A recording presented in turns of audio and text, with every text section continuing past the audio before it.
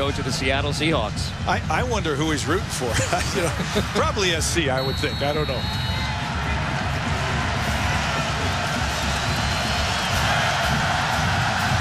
Eric Folt's kickoff. Fielded near the goal line by Robert Woods. A touchdown on a kick return versus Minnesota for Robert Woods. This one just across the 20. We see the now sophomore quarterback for USC, Matt Barkley. Matt Barkley is tied right now for second at FBS with 12 touchdown passes. Very accurate, a captain and a leader, but he's thrown 4 interceptions in the last 2 games. And Lane telling us yesterday that Matt's got to learn the value of an incompletion. That if it isn't there, don't force it, live to play another day. Don't be greedy. Mark Tyler is the starting tailback for USC. It's been a tailback rotation so far for the Trojans.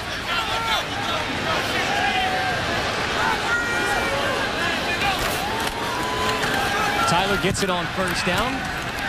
Couple of yards. Mason Foster there on the stop. Let's look at the impact players when USC has a football. Fullback Stanley Havili, the unquestioned leader for the men of Troy. He makes everybody around him better offensively because of his versatility. And Ronald Johnson, wide receiver, missed this game a year ago. 18 career touchdowns. Their big playmaker. On the other side of the ball, Mason Foster currently leading the Pac-10 in tackles, called by his coach a turnover machine. Already a tackle tonight for Mason Foster. A sneaky 4-yard pickup for Tyler on first down. Flag on the play. Tyler again. Near the first down, but there is a flag. Foster again on the tackle. You know, early signs that SC's offensive line is moving that line of scrimmage. Washington's defensive line has to buck up. Illegal formation. Offense. Too many men in the backfield. 5-yard penalty. Replay, second down. And talking to Lane before the game, he likes to script. A lot of the West Coast coaches, and both Steve and Lane come from that tree, like to script their first 15 plays. You never like to see a pre-snap penalty like that in those plays you've scripted. Penalties have been an Achilles heel for USC this year, and especially those before the snap or after the whistle. 2nd and 11 now after the penalty. Havili and Tyler behind Matt Barkley. Barkley over the middle, complete for a USC first down. It's Ronald Johnson to the 45. Way too much time back there for him to throw the ball. Washington has to find a way to get pressure. When you run a route this deep down the field, Brock, you know you love that as a quarterback, got that much time. You have corner, weak side linebacker blitzing on that play. You pick it up. That's trouble for Nick Holt's defense. Washington's defense allowing 33 points a game, giving up over 200 rushing yards a game. Wildcat formation here for USC. It's Mark Tyler who takes the direct snap and picks up 5.5. It's Mason Foster again on the stop. You know, that's interesting because they talked about Dylan Baxter being he ran the Wildcat. He was a quarterback in high school, and I thought he might be their Wildcat choice. One of the key matchups to watch this afternoon, just watch the front seven. Mike alluded to it early, that line of scrimmage movement. Washington 2 weeks ago, nearly 400 yards rushing against Nebraska. They've got to find a way to get off blocks in that front seven. Washington has been blown off the line of scrimmage by almost all 3 of their opponents. The lone win of the year over the Syracuse team that has struggled in recent years. Tyler near the first down. Foster again on the stop. One thing you may see from Washington is trying to cheat that snap count to get a little bit of an advantage up front. However, you can't penetrate too far or you leave a huge opening or gaping hole in the line. Off week last week for the University of Washington. Mason Foster used it to have a Madden tournament, which he won, using both the Ravens and, get this, the Raiders. 3rd down and short. Nasty Wildcat boys. again. Nasty boys. Tyler has a first down. Talked to Mason this week. I said if you keep winning with the Raiders on Madden, you might expect a call from Al Davis. And one of the challenges right now for Steve Sarkisian and Nick Holt defensively is Washington's not even disguising. Look at the number of bodies you see in the box. That's clearly 8 guys around the line of scrimmage, and you still create that kind of hole in movement. That's troubling. Bradford in at tailback for SC. Into Washington territory from the 37. Huskies show pressure on the corner. Here they come. Barkley swings it that way. Complete. Incomplete to Robert Woods. Close to a lateral, but it is an incomplete pass. Desmond Trufant in coverage. Barkley not as accurate as he'd like to be. That's a long handoff, really, where you have receivers blocking. But the key is to get the ball to the receiver's hands as quickly as possible, where he doesn't have to leap. When he leaves his feet, he can't be running at the same time. And so often quarterbacks will simply rush that play. You don't have to be in a rush. Get your good grip on it. Throw an accurate pass. Otherwise, you can float one as he did there. And that's very dangerous all the way across the field. Barkley 13th in the nation so far in passing efficiency.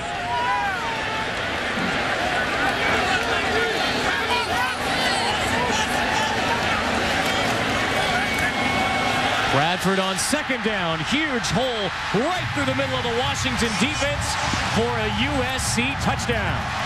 37 yards for Alan Bradford.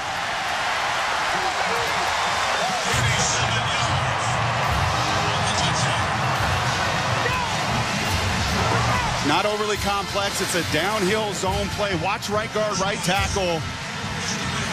Tyron Smith and Colin Holmes right there create that gash into your defensive front 8 once again. Nobody home. And Nate Fellner, you are the safety valve at free safety. You've got to find a way to make a play. One thing you notice as you watch this right now is the pad level of Washington has to get down to match the strength of USC. They're not squeezing the holes. They're not getting off of blocks. They're not delivering any blows. They're accepting them. If the question was, is the Washington defense ready to stop the run? A decisive opening statement by Alan Bradford and USC.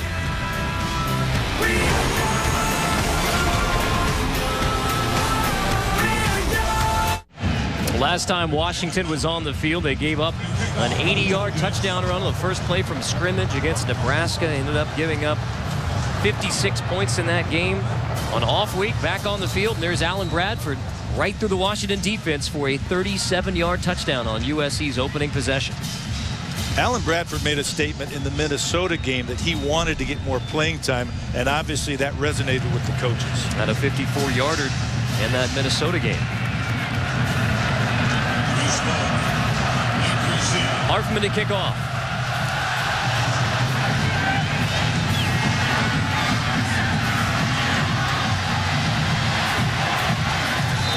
Across the 23 as we check in with Shelley Smith. Alan Bradford was poised to step into the leadership role when the coaching change happened, when the sanctions came. He was the first one to come out and meet with the media, really was taking everything on his shoulders, and he gets demoted. He becomes second-team running back behind Wendell Tyler's son, Mark Tyler. But he used it as motivation. And, Coach, you know that guys don't always use it that way. They can either slump and slump in the background, or they can use it to become better. He's done that. He has responded to that challenge, no question.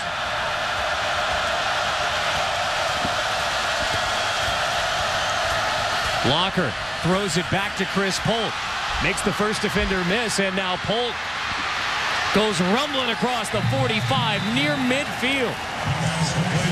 Well-designed first play of the game. Again, we talk about scripting. Steve scripted this. A little bit of movement. Everybody thinks you're going to see more movement with Jake Locker. And he set up that backside screen. It's so valuable to have a running back that can make that one guy miss. And they take the pressure off by moving the pocket, then get a screen, so even if they get a tough pass rush, it's not going to affect the play.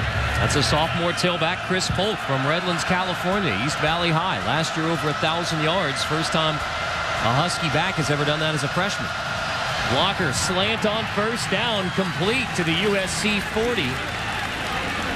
You see right away one of the coaching points over the last 2 weeks for Steve Sarkisian. He put a lot of the onus after that Nebraska game on himself. Felt like he didn't give Jake easy completions. You start the game as a quarterback with two very easy fundamental throws. Jake looked awesome in warm-ups. I can understand why he's so coveted. He's got to perform on the field now. After the catch by Goodwin. 1st and 10 for the Huskies in USC territory.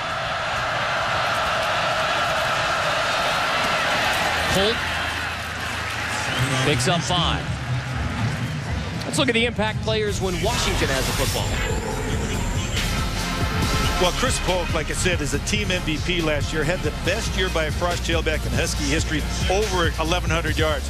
Jermaine Kearse, always dangerous, exceptional wide receiver. He's caught a touchdown pass in 7 straight games. Defensively for USC, keep an eye in the interior of that defensive line. Jarrell Casey, someone that both Monty and Lane Kiffin feel is a top 10 pick in next year's NFL draft.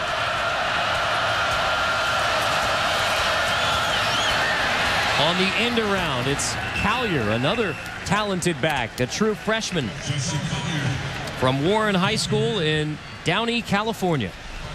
One of the things you're seeing early is a lot of movement laterally to make the defensive line run and tire those big guys for USC out. So you're going to see lateral runs, you're seeing quick passes, and throwback screens. And that's to the advantage of the Huskies today, because USC, though still loaded with frontline talent, doesn't have anywhere near the depth they've had in the past.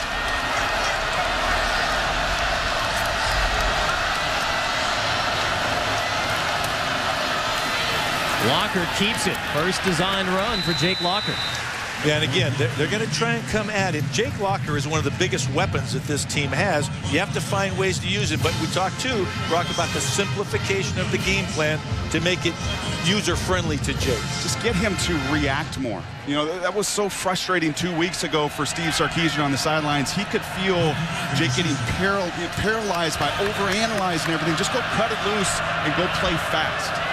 Lane Kiffin compared it to game planning for Tim Tebow, which he did in his 1 year at Tennessee. On second down, quick hitter to Kearse on the outside. Kearse gets a great block, and Jermaine Kearse takes it inside the USC 15. Brock, you called it exactly. No thinking, just reacting. Catch and release with the football. No multiple reads, just one guy, get him the ball, be an accurate throw. And outside of depth concerns for USC, watch their tackling this afternoon. They have not hit, they've not live tackled all the way through the preseason and this entire season. Lane Kiffin, with just 70 scholarship players, in his mind, can't take the risk of hitting live in practice.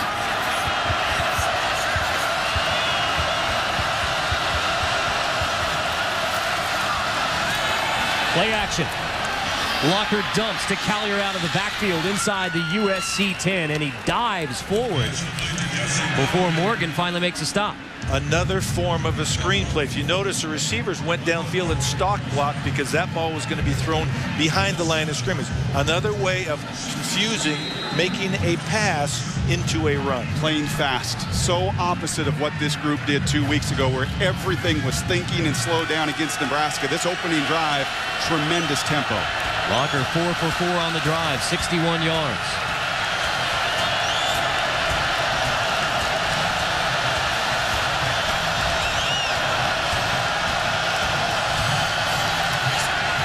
Jake Locker, incomplete, intended for Polk out of the backfield. Tell you what, wide open. I'm not sure what happened to the SC defensive secondary, but Jake Locker has to make that type of throw. That's a miss that is deeply frustrating for everybody on that staff. A fifth-year senior, as you alluded to, Mike, in warm-ups, he did not miss that throw. When you get down into the red zone, everything speeds up. Just slow down, be technically sound, and that's a touchdown. 3rd and 3.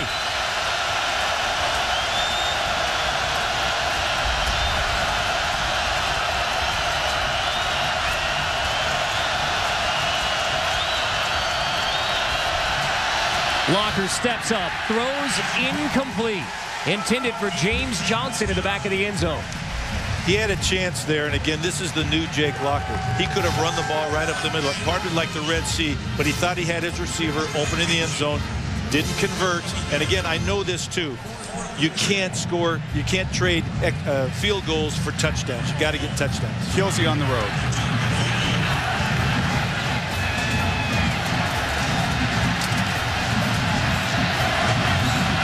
Derek Folk, who had the game winner last year in Washington's victory over USC, makes it 7-3. Jake Locker completed only 4 passes versus Nebraska 2 weeks ago. 4 completions on the first drive for Washington today. Huskies on the board.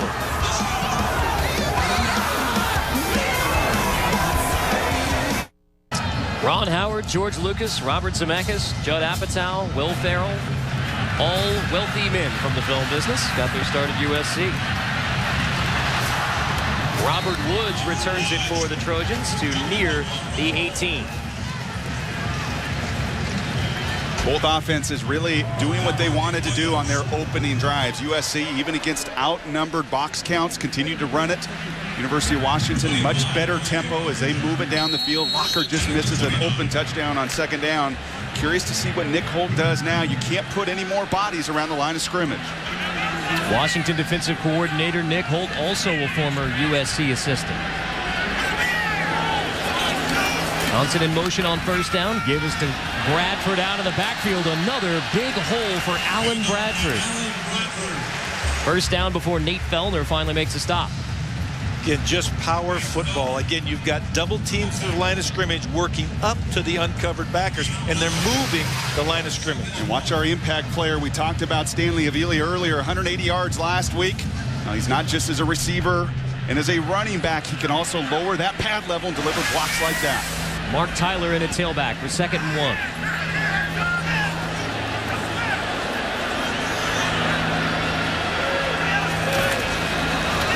On the Wildcat, Tyler leans forward for a USC first down. Brock, as a quarterback, did you like it? I know they didn't take you out to do the Wildcat, but also when you can run the ball effectively, but you also aren't mixing the pass in. Did you get a little anxious? Yeah, a little bit. Anytime, obviously, you're out there split wide, all you're hoping as a quarterback is move those chains. Just get the first down so I could get back under center. USC does move the chains. 1st and 10 from their 42. Barkley back at quarterback.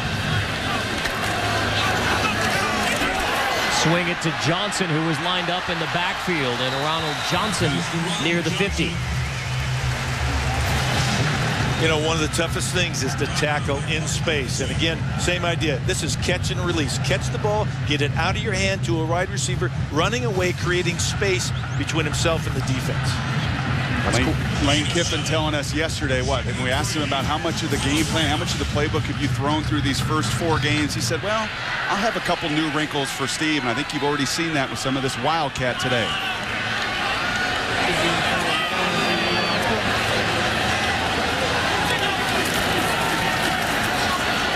Bradford gets it on 2nd down, trying to find the edge, and he has a USC first down. Foster finally shoves him out. Is Jimmy Johnson making a run at a 5th straight Cup title? Win last week at Dover. Pace for the NASCAR Sprint Cup continues at Kansas on ESPN tomorrow at 1 Eastern. Coverage begins with NASCAR Countdown at noon on ESPN2. You know, one of the things last week, Washington had the bye week, and they said they went back to basics. They actually tackled. They played hard. They played fast. It hasn't shown up in terms of the tackling here today.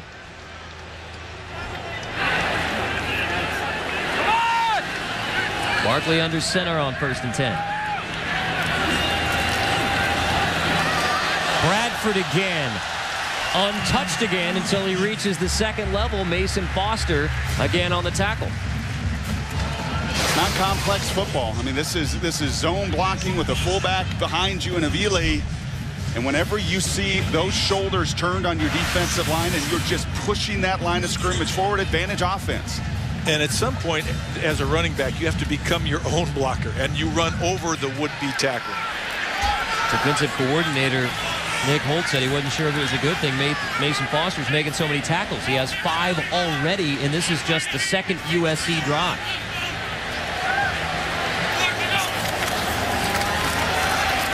Give it to Bradford again. Stood up near the first down. There's a flag on the play. Dirty laundry on the field. And again, I'm not sure who this is going to go against, but I know that Lane Kiffin has talked about holding the fact that offense number 61. 10-yard penalty from the previous spot. Replay, 2nd down. too many penalties, and again, those take away the ability to continue a drive. And that's All-American candidate Christopher O'Dowd. He's locked up in a one-on-one matchup, and that's going to be one to keep an eye on. You saw Nick Holt there earlier. That's Alameda Ta'amu, 330-pound nose tackle. He's got to be much more stout at the point of attack. Fortunate for Washington there, they get the penalty. That was a great takedown, but not legal. Holt recruited Matt Barkley to USC. Now the Trojan quarterback, and Holt leading the Washington defense against Barkley. On 2nd and 12, Barkley to the air. It is incomplete. So the ball comes loose, but it's incomplete. Nate Williams lays the lick, the senior strong safety. Great hit and great anticipation. Saw the fake screen and go, came up and put his head on the football and his shoulder into the receiver. You talked about pad level earlier. That's how you want to do it. You want to dip those hips and drive right through that reception point. Well done fundamentally. How about that just being the third pass for USC? I thought they would come out today and try to establish themselves running the ball. 10 runs to just 3 passes this far. USC already 96 rushing yards today.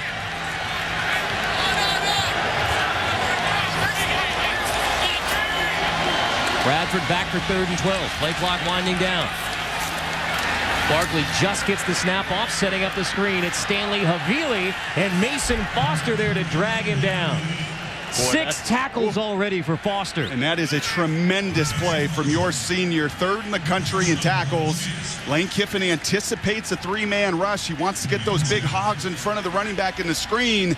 Mason Foster beats a couple blocks and dives in to make the 3rd down saving tackle. Can Mason Foster do it himself tonight for the Washington defense? Forces the Trojans to punt here. Aguilar lets it hit inside the 10. Trojans can't get to it. Touchback, Washington football at the 20.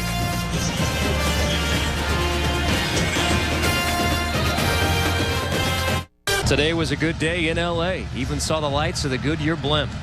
Aerial coverage provided by Goodyear. Fuel Max tires help you get there on less gas. Sun setting on what was a very warm week in Southern California. 113 degrees on campus at USC on Monday, although Lane Kiffin said sun went right behind the clouds before practice, and he said that wasn't necessarily a good thing.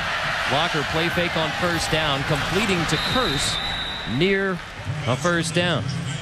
Continue to get Jake outside. It's been a problem. And we asked Steve Sarkisian about it on our production call this week. Do you want to get him? He said, of course I want to get him outside. But Monty Kiffin and these defensive coordinators want to keep him locked inside. Again, some nice play action, some nice play calling here early in the first drive and a half from Steve Sarkisian.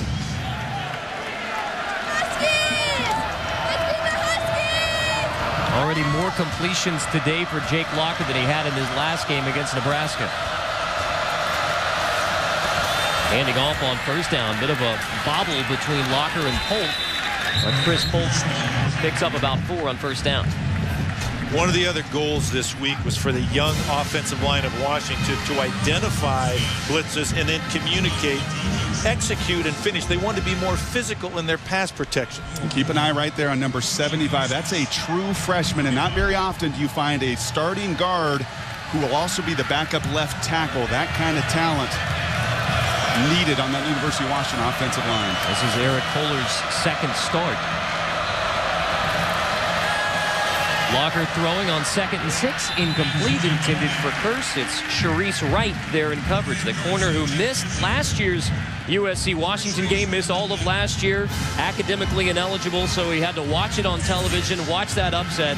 He said that's where it really struck home that he had let his teammates down by not being ready to play a year ago, back now as a 5th-year senior. But the coaches don't cut him any slack. He's playing with a cast on, but they say he has to learn to tackle better, even with the cast on.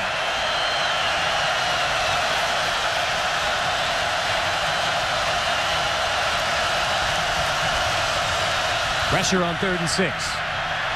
Locker's pass caught. 1st down, Huskies. Devin Aguilar makes the grab.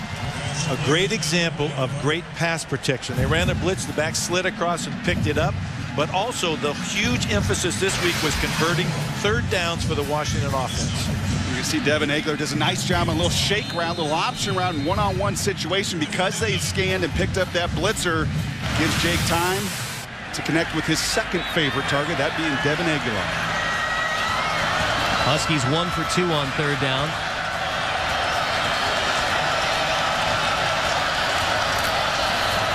The give is to Collier on the sweep. And the freshman running back takes it to the USC 45. Collier gained 3,000 yards his senior year and scored like 43 touchdowns, something like that. So he's a young, phenom. There's two freshman tailbacks here, Dylan Baxter and Collier, and both of them are looking for their first touchdown of their college career. And I'm a little surprised right now. Both BYU, certainly Nebraska, did a really nice job on the edge, keeping everything inside against the University of Washington. And Monty Kiffin's group right now defensively, time and again, thus far, are giving that edge much too easily. Polk the back on 2nd and 2.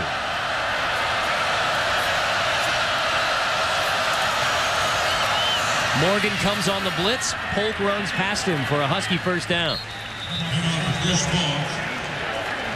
Perry makes the stop.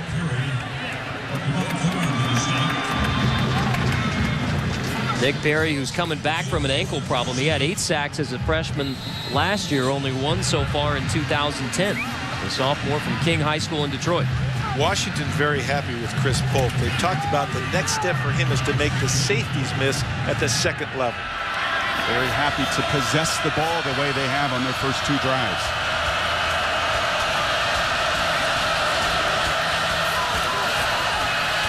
First down, play fake. Locker only picks up a couple on the scramble. Malcolm Smith makes a stop. That's the one X factor that Monty Kiffin was concerned about. He said the one guy that Jake Locker compared to, and Monty and Lane saw Tim Tebow in the SEC last year. He said, it's very frustrating playing against a talent where you can do everything right. You get contained, you get pressure, and those legs can still make a play and beat you. Some high praise from Monty Kiffin, saying that Locker in many ways reminded him of Tim Tebow on film. On 2nd down, Locker releases. Nice grab by Aguilar, shoved out just short of the first down by Michael Morgan. Michael Morgan with the tackle. I saw you flinch up here. What were you flinching? Nikhil Roby, he misjudged this as a corner. He could have picked that up and gone. He didn't see the ball. He was checking the receiver out. The ball was thrown wide. Again, nice job of executing offensively. Come up, huge key. 3rd down. Roby had a pick 6 last week. USC a touchdown on its opening drive. Washington a field goal. End of 1. It's 7-3. We're gonna make this day a little better than the last. It's amazing how slow the days like this can go. Find a way to wash away any regrets you have. Don't let this moment. Just south of downtown Los Angeles, we're at the Los Angeles Memorial Coliseum, adjacent to the campus of USC, the University of Southern California. Carter Blackburn with Mike Velati, Brock Hewitt, Shelley Smith. USC a 7-3 lead on Washington. 3rd down for the Huskies on the first play of the 2nd quarter. Locker fakes the handoff. Jake Locker to the end zone. Incomplete, intended for Jermaine Kearse.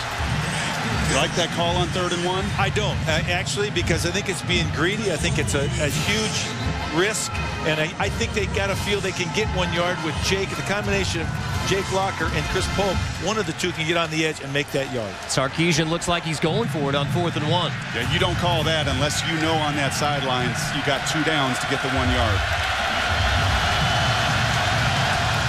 Hurry up tempo.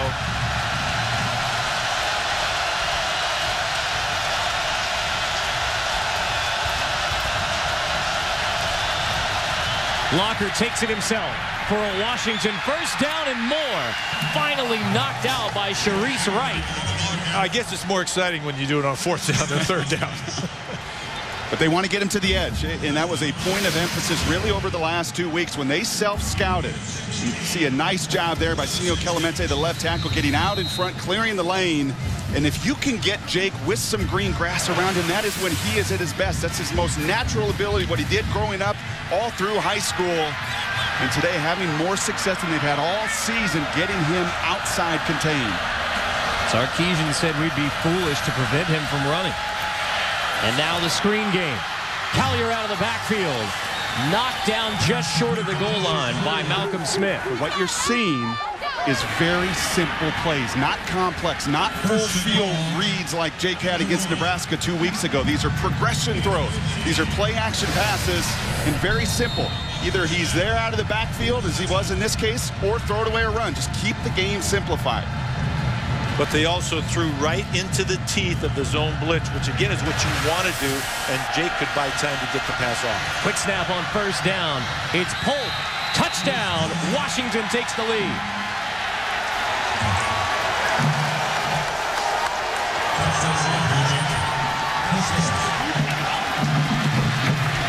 Quiets this crowd quite a bit. And again, one of the things that the SC defense was worried about, both the staff, is the ability of Jake Locker, as you talked about, to get on the edge, create the run-pass opportunity, and beat you with his feet as well as his arm.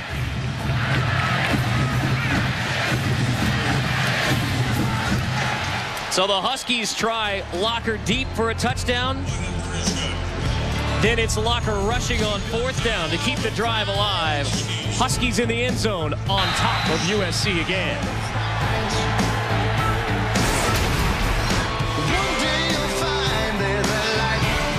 Now set to kick off for the Huskies. Chris Polk from the area they call the Inland Empire, not the David Lynch movie, but the area east of Los Angeles. Into the end zone here at the Los Angeles Memorial Coliseum is a Washington Husky. Third rushing touchdown of the year, set up by the Jake Locker rush on fourth down to keep that drive alive. Robert Woods on the return for SC. Loose football. Trojans recover. Another point of emphasis over the bye week was some of those special teams units that were gashed repeatedly through the first 3 weeks of the season. And some of the tackling maybe in the open field's been a challenge, but in the special teams game, 3 kickoff returns and really good coverage. It was Callier, the freshman down there on special teams, who dislodged the ball. Nearly the best special teams player of the year for the Huskies. Bradford in at tailback.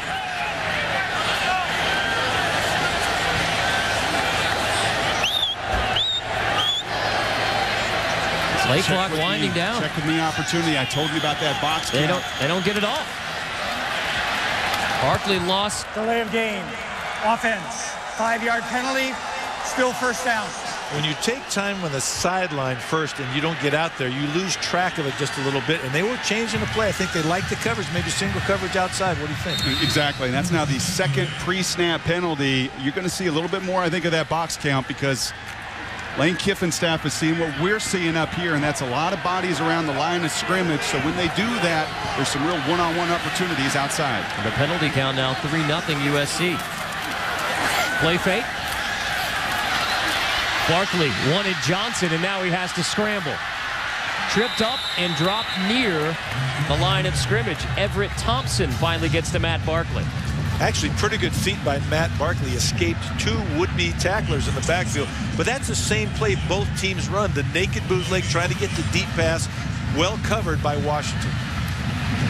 And Everett Thompson is a guy that Washington needs to step up. A highly recruited kid out of Kennedy High School. You recruited him, Mike. You know that 6'6" has the frame. Coming off an Achilles injury, they really need him to grow into a more dominant role. Back to the Wildcat on 2nd and 16. So Barkley split as a wide receiver, bottom of the screen. Huskies are ready for it. Foster in on the tackle. Let's check in with Shelly Smith. Court Dennison was out against Nebraska. He had suffered a concussion that week in practice, and I can't tell you how different this defense looks.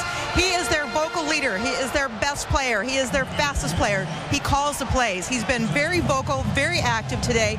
You can tell they're back on track. They really look like they'd skipped a beat, missed him a lot against Nebraska. Well, he's the quarterback on defense. He gets them lined up. He's also the emotional leader. And sometimes you need such an emotional guy out there on the field on defense to get the team going. Dennis and the Huskies trying to get a stop here. 3rd and 17.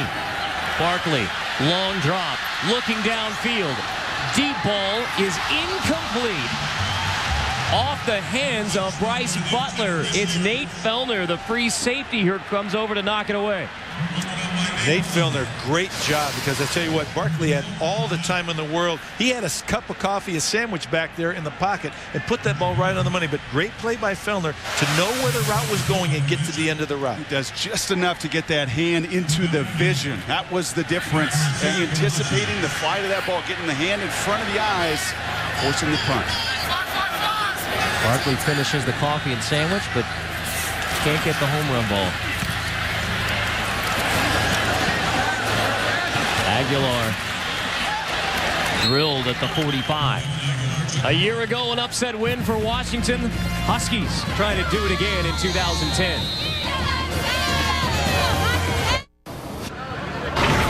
ESPN's College Football Primetime, brought to you by Chick-fil-A.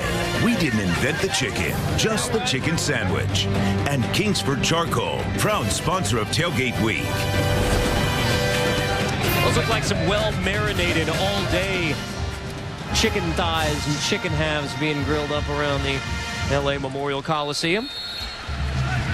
Well, last year in Seattle, it was Washington with a surprising win over then third-ranked USC, snapping the Trojans' 12-game winning streak, the first of 4 losses on the year for USC. Now it's an SC team 4-0 coming into tonight, but it's Washington on top again. Play fake on first down. Locker has Aguilar. Touchdown, Washington. A 44-yard touchdown strike. Jake Locker to Devin Aguilar on first down.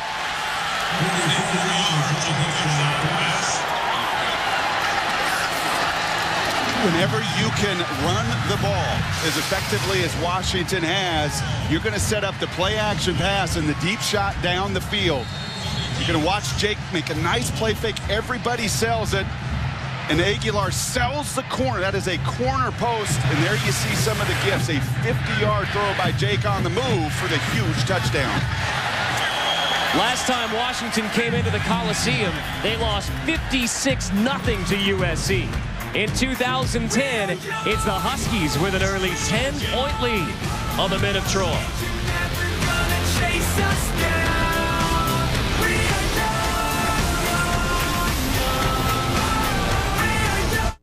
Last time Washington was on the football field, a 56-21 demoralizing loss to Nebraska. They looked like the Huskies of 2 years ago who went winless. This does not look like the Washington Huskies of 2008. This looks more like the team that upset USC, won 5 games, the most improved team in major college football a year ago, and why there were so many high expectations in 2010 for Jake Locker in Washington. Yet they come in 1-2. But this is the start of their Pac-10 season, which has been a rallying cry. We haven't played a Pac-10 game yet. All of our goals are still ahead of us. And a 10-point lead on USC again. Woods from inside the 10. Robert Woods gets a nice block on the outside. Woods turns the corner at the 40. Woods to the 50. Woods makes 2 more tacklers miss, and Robert Woods all the way to the Washington 38 before Collier finally brings him down. Well, Robert Woods a couple weeks ago against Minnesota turned the game around. USC had lost the lead. 8 seconds later, he returns a kickoff all the way for a touchdown. Here he provides a spark. Can they make it a flame? USC has had explosive plays on special teams each week as part of their 4-0 start. This one a 56-yard return from Robert Woods. Tyler, the running back. Another check with me opportunity. That play clock winding down. Just getting the snap off this time. Or did they? Timeout USC. Prior to the snap, timeout USC. Their first charge timeout of the half. Let's go back to the 1-play touchdown drive for Washington. Yeah, anytime you are going to run a corner post, as Devin Aguilar does here, he sells the corner and goes to the post. You better have time up front. And, Coach, watch the play of Senio Clemente. No question. He pushes down and comes back and cuts the lineman, allows Jake to set his feet and the route to develop down the field. A double move route takes a long time, but a great throw. Well, we came into the night talking about this the Jake Locker who was the presumptive #1 quarterback for next year's draft, the one that everyone wants to talk about his future, or is this the guy who went 4 for 20 and looked frankly bad in the losses to BYU and then even worse against Nebraska? Let's see what a difference a week makes, what a difference a bye week can make in somebody's performance and somebody's mentality. And the coaching staff that I think looked at themselves very closely and looked at themselves in the mirror and was disappointed in the position that they put Jake Locker in tonight, simplified the plan, streamlined it so he can play faster. Out of the USC timeout, first down. Huskies crowd the box. On the toss, this is Ronald Johnson. USC first down on the end around. Ronald Johnson, a.k.a. Rojo, you want him to just touch the ball any way he can. They get him involved throwing the quick pass, throwing the deep pass, tossing the ball to him on the reverse. He's a jack of all trades, and you want the football in his hands. 11-yard pickup for Johnson and the Trojans.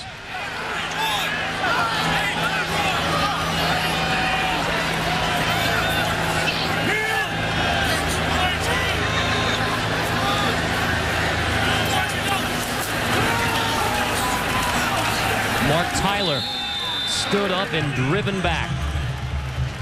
Alameda Ta'amu, who was one of the big keys for the Washington defense at his defensive tackle position in stopping the USC rush. And a 3-year starter and a guy that really must grow. When you have 330 pounds in the center of your defensive line, you must make people around you better. That time he's stout, and you could see Nate Williams flash through the gaps, able to get some penetration on that play. When you say big key, you mean literally big key. Second and 9. Barkley time to throw again. It is complete for Jordan Cameron, the backup tight end. Really nice job by Matt Barkley. Here you see him using his eyes and his feet. He drops back, buys time, slide steps in the pocket, waits for the route to develop, the receiver to just break open, and then puts it right in the outside shoulder away from the defender. One of the Achilles heel of this Husky defense, unable with a 4-man rush to impact the pocket at all. Matt Barkley very comfortable 7 yards from the line of scrimmage. Wildcat.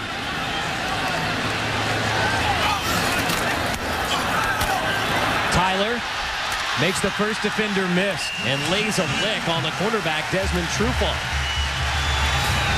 Tyler rushes this just a little bit. He doesn't quite let it develop. And one of the things you have to teach a guy in the Wildcat formation is patience. Let the block set up, but he's quick enough and good enough to get outside and make it count anyway. And that Wildcat, you want to outnumber the defense. With that quarterback out of there and in essence quarterback running, it gives you a chance to one-up that defense and continue good movement by that USC front. Trojans have been almost perfect inside their opponent's 20.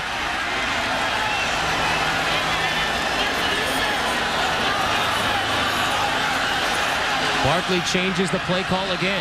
Play clock winding down. Hand to Tyler. Driving the pile into the end zone. Touchdown, USC.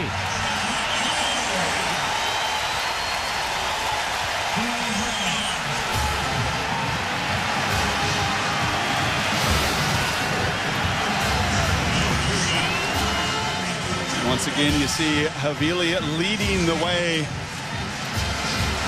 Now the fireworks begin with the USC in their after-point conversion. They're 3 for 8 on 2-point conversions. Mitch Mustaine, the backup quarterback, yes, the former Arkansas quarterback, is the one who determines whether they go for 2 or kick the PAT. They're perfect on PATs. Joe Houston continues that streak. So after a 3-and-out, the last time Barkley and the Trojans had the football, a touchdown drive. USC back within 3. Let's take a look at our Chick-fil-A drive recap. A story of 2 very different drives. The last 2 times Washington's had the football, a 12-play drive. They had to convert on 4th down. Locker on the rush. Then the screen to Jesse Collier out of the backfield to set up the touchdown run by Chris Holt. On the ground, 12 plays to the end zone. Next time, a 1-yard touchdown strike. Devin Aguilar, 44 yards from Jake Locker. Carter Blackburn with Mike Bellotti, Brock Heward. So what do we think about what we've seen from this Washington team that looked so bad its last time on the field against Nebraska? The big thing to me is they're converting third downs and or fourth downs, and keeping the ball in those type of situations gives them the opportunity to run the next set of downs. Took advantage of that bye week. Jake Locker looks much more comfortable than he did at any point against Nebraska. This is going to be a defense that's youthful in their front seven, playing true freshmen. That's going to be a bend but don't break defense all season long. And if USC can avoid their inflicted errors, the pre-snap penalty, the holding penalties, then there's some hay to be made out there on that field, because they're running and doing whatever they want to do. An off week for Washington last Saturday, so Jake Locker, probably just like you did today, sitting on your couch watching the games all week. Last week he was watching his Pac-10 brethren UCLA put the whipping on Texas. Washington's a different team today, though. They look like they believe they should be on the field and that they can win this game. They didn't look that way against Nebraska. That's what Steve Sarkisian said was the most disappointing aspect of that loss, was the effort in the second half, some of the body language he saw from his team. Just didn't look very confident. This is Kevin Smith on the return, wearing 26 across the 30-yard line.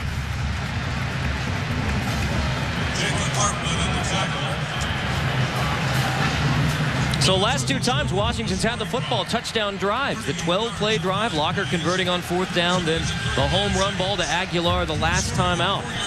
A diversity in the Washington offense. 9 for 13, bouncing back from the 4 for 20 performance against Nebraska.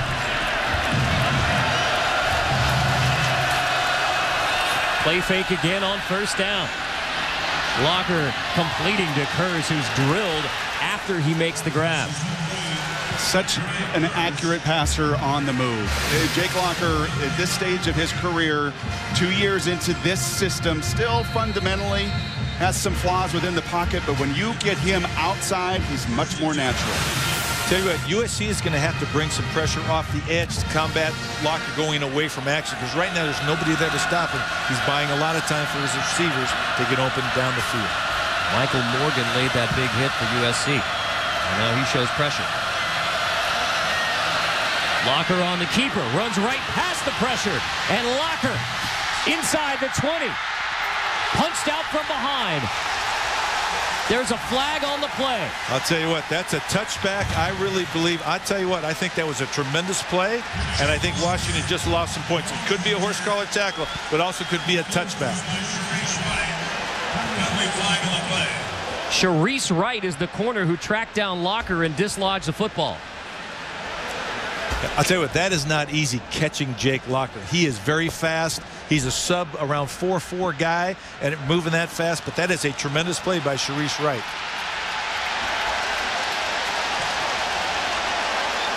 Still awaiting the penalty call. One would think perhaps horse collar. Oh, you're on the rules committee. Does this justify? He definitely grabs the back of the jersey. Does that justify a horse collar? No, he's not taken to the ground. All he did was grab him, and then he punched the ball out. He did not take him to the ground. There is no foul on the play for an illegal forward pass. The ball was fumbled from the field of play into and out of the end zone. The result of the play is a touchback, first down. Huge play by the senior corner, Sharice Wright. Unbelievable awareness to slow Jake down and punch the ball out with the other hand and get the ball back. So just to make very clear, that horse collar, in order to be called, you have to use that pulling down mechanism in order to draw that flag. Exactly. He has to go to the ground bound from behind. So Wright makes a tremendous play to knock it out of the hands of Locker. We told you that last year Sharice Wright, academically ineligible. Most painful moment, he said, was watching his teammates lose at Washington because he knew he had let them down. This year, he told me, it's about redemption, and he makes the defensive play of the night for the Trojans. The question is whether or not that ball went out of bounds. If it went out of bounds at the 1-yard line, it's still Washington's ball. And again, they may be asking them to review that further. Timeout. If it goes into the end zone, crosses the pylon or the plane, it is a touchback. If it goes out of bounds anywhere on the sideline, it is Washington's ball there because they're the last team to possess it. Let's see if we can see it from this angle. Are you going to? You're not going to be able to judge there because you just can't see, can you, Coach? I'll tell you what, I don't know. Is the line? Can you see from that view? No, you can't. The depth of that, you just can't see. It looks like it touches the line down the field, which would lead you to believe it crossed the plane. And now Steve Sarkisian will challenge the play. Important to note when you talk about a play under review, every single play is reviewed by the officials, the replay officials. So they look at every single play. So they have already looked at this from a number of angles, decided not to take an official review, but Steve Sarkisian will challenge. He should, because this is a huge play in the game. And again, you're talking about the ball at the 1 yard line, something like that, whatever. So when this ball comes out, if you freeze it there, okay, it looks like it is out of bounds, but do you have any idea other than guessing exactly where it is? Is it across the goal line at that point yet? You just depth-wise don't have any idea exactly where it goes out. And remember, as the replay official looks at this, to reverse the on-field ruling, he must be convinced beyond all doubt by indisputable video evidence through one or more video replays provided to the monitor. So in layman's terms, he's looking for something that is obvious in order to reverse the on-field ruling. And at least from what we see, I mean, would you say there's anything obvious to overturn? No, it's very difficult. And again, the one thing you do see from that one back view, it looks like the ball is definitely out of bounds, but you're right, you don't know if it's crossed the pylon. It also bounces on the white shade, but that white shade is outside the line. That's not the out of bounds line. That's outside of the out of bounds line. So right there, it's really, if his helmet is outside, then the ball was outside. But again, when did it cross? And I'm not sure they're going to be able to find a view that will show you that. One way or another, that's a heck of a play by Sharice Wright. Unbelievable. Heads up, and again, a senior, a great athletic play to catch him and then also have the wherewithal to knock that ball out. This cannot be a judgment call. This can't be, well, it looks like it's out of bounds. Indisputable. After review, the ruling on the field stands. Touchback. University of Washington loses the challenge. They are charged the timeout, and they may not challenge again in this game. Good explanation from our referee, Jack Wood, as to what losing a challenge means. You lose a timeout and don't have a challenge for the rest of the game. In a critical period here with momentum, Washington goes ahead 17-7. USC regains it with a kickoff return and a drive down the field. Washington responds with what looks like a touchdown run, but the ball is out of the end zone. How does Washington defensively respond to this adverse situation? Washington has the lead, but momentum on USC's side now. Barkley setting up the screen. Tyler leans forward for a pickup of 8. Late hit down the field. Unfortunately, it's going to cost SC 15 yards. Be a dead ball foul. Move back from the spot of the foul. From the spot of the ball, excuse me. Pre-snap penalties, now a post-snap penalty. Self-inflicted errors by the Trojans. Well, it almost looked like the Trojans. Dead ball. Personal foul. Offense, number 78. Penalty will be enforced from the end of the play. The down will count. It will be second down.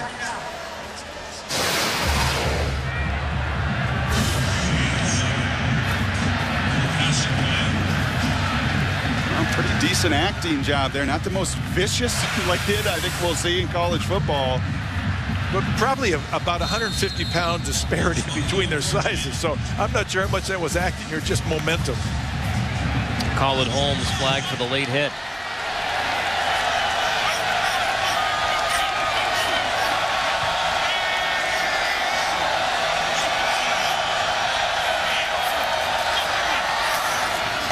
Barkley drops on second down, pass complete. One thing, SC taking a page out of Washington's playbook tonight, getting rid of the ball quickly, the quick dump off screen, the quick slant, get the ball out of hands, don't put the pressure on the offensive line too long. And not just Sarkisian and Kiffin having relationship. Remember, Nick Holt, the defensive coordinator at Washington, was on the staff at USC as well. Lane Kiffin telling us yesterday that Nick Holt's bringing more pressure than he has in the past. That's another corner blitz that USC takes advantage of. Barkley to Ronald Johnson for a USC first down.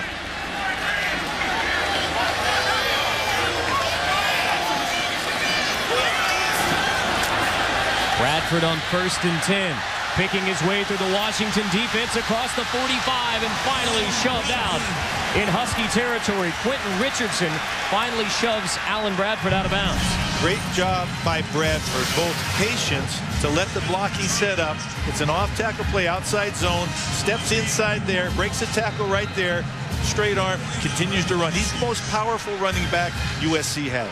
Nate Fellner getting picked on, made a nice play down the field on the deep throw. We've seen him now miss a couple opportunities as the unblocked defender on USC yards after contact. 17 yards a carry for Alan Bradford tonight. That's Havili territory. Give it to him again. Bradford, the senior out of San Bernardino, picks up a couple positive yards. Chris Berman hosts ESPN's 2-hour pregame show with analysts Tom Jackson, Keyshawn Johnson, Mike Ditka, Chris Carter, and NFL insiders Chris Mortensen and Adam Schechter. Get all the news and the latest updates from stadiums around the league right up until kickoff. Sunday NFL Countdown presented on ESPN by IBM, Sunday, 11 a.m. Eastern. Watch the play action pass, a lot of run. This is typically the area field coordinators like to take shots. Just across the 50 on second down.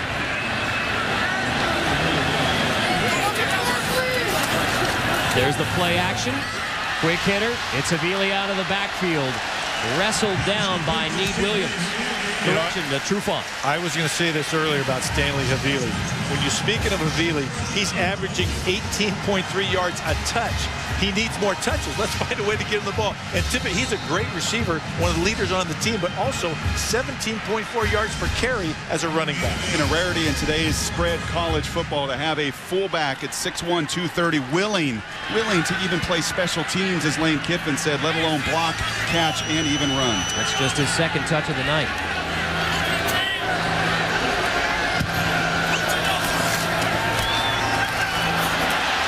Barkley gives to Bradford, and another huge hole for Alan Bradford to run through.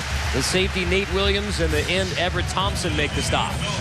You know, most of those good athletes, by the time they're a junior or senior, they're starting to look at the NFL and pro ball. They ask the coaches, can I play on special teams? Because they know that on a 53-man roster, you've got to be, unless you're the quarterback, you're going to play on special teams at the NFL level. You know what I love about these USC backs is that forward lean. Everything is going forward. How often today have you seen people flat-footed? It's always charging ahead.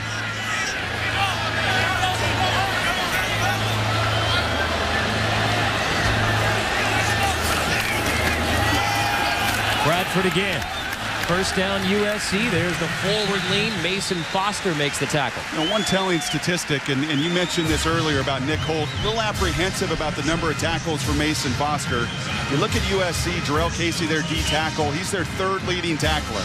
You look at that defensive front for the University of Washington, their leading tackler in the defensive line, Talia Crichton, with just 8 tackles, 8th on the list. They're not shedding blocks and making any plays up front. Bradford already over 100 rushing yards in the second quarter.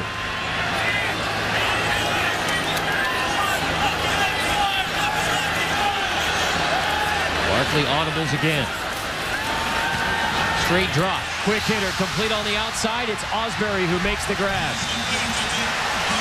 Inside the 10, Richardson makes the stop. Osbury is their big X. Usually they think they're going to get coverage single. They're off coverage, so he's just throwing a lazy slant. It's just like throw me open. But we talk about this box count, and the safety walks in, and look at that, just leaves one-on-one coverage outside. Osbury's the mismatch guy, 6'4", 235, averaging 18 yards a catch.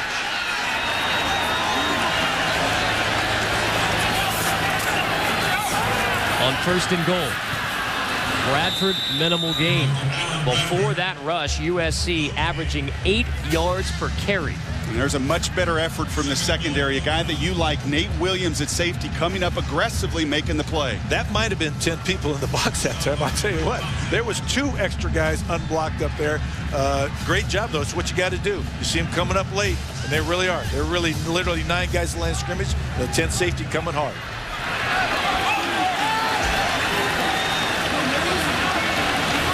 Osbury on the near side, second and goal. Barkley looks that way, now checks back to the other side. It's tipped, and Foster nearly picks it off. But instead, pass interference was Havili, the intended receiver. Very, very dangerous throw. Had the defender been able to see this ball, he could have picked it and gone the other way. But also, heads up by Barkley to put the ball over the top. Again, when you one-on-one coverage with the defender running away from you, he can't see the football. Defense, number 40. Ball will be placed at the spot of the foul. Automatic first down. And typically, any contact there is defensive pass interference. You can watch it again. Havili coming out of the backfield. The linebacker Foster late getting there, trying to make up, puts his hand on the shoulder, contact early. Again, had he known where the ball was, that would have been possibly a 90-yard touchdown. Tyler in a tailback for the Wildcat. High snap. Tyler corrals it and rushes to the 6. Court Dennison, the middle linebacker. Shelley told us back this week in the middle of the Washington defense on the stop. You know, they're really deep in that Wildcat. They're 7 yards deep, and you usually don't snap a shotgun snap 7 yards deep. Usually the quarterback is at 5 yards, so that could become a problem if they're going to stay that deep in the Wildcat formation.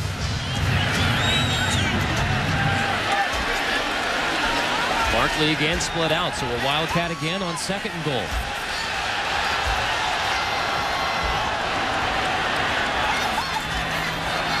Tyler takes it.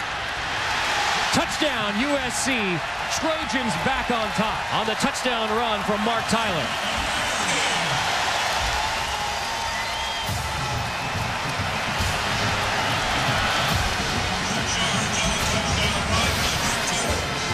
Good shot there. You asked me earlier about a quarterback out in space. Man, Barkley influencing, making sure that defense accounts for him. And then when it's one-on-one matchups, we talked about getting off blocks earlier. Washington not doing any of that near the line of scrimmage tonight. I don't think they would have thrown the ball anyway, to tell you the truth, whether it was you or Barkley out there. No offense. I mean, it's more a question of the confidence you have in the tailback throwing the ball, even if the guy is uncovered. The USC 3 for 3 in red zone touchdowns tonight. Second rushing touchdown of the game for Mark Tyler. PAT from Joe Houston makes it 21-17. An 80-yard touchdown drive for the Trojans. Aerial coverage provided by Goodyear. Fuel Max tires help you get there on less gas. And I don't think there's anything more demoralizing in the game of football than when you line up and a team knows that you're going to run it and you still run it right at them. No question. That is demoralizing to a football team, and it really sucks the life out of you. I think we talk about this too. When you have to be able to run the football when everybody knows you're going to run, and if you can do that, you know you can be successful. And when the other team does it to you, you have grave concerns. And 2 weeks ago, Steve Sarkisian called out his team for the first time since he's been a Husky. Said on Monday, we didn't compete. Disappointed in what he saw on film. Guys not competitive.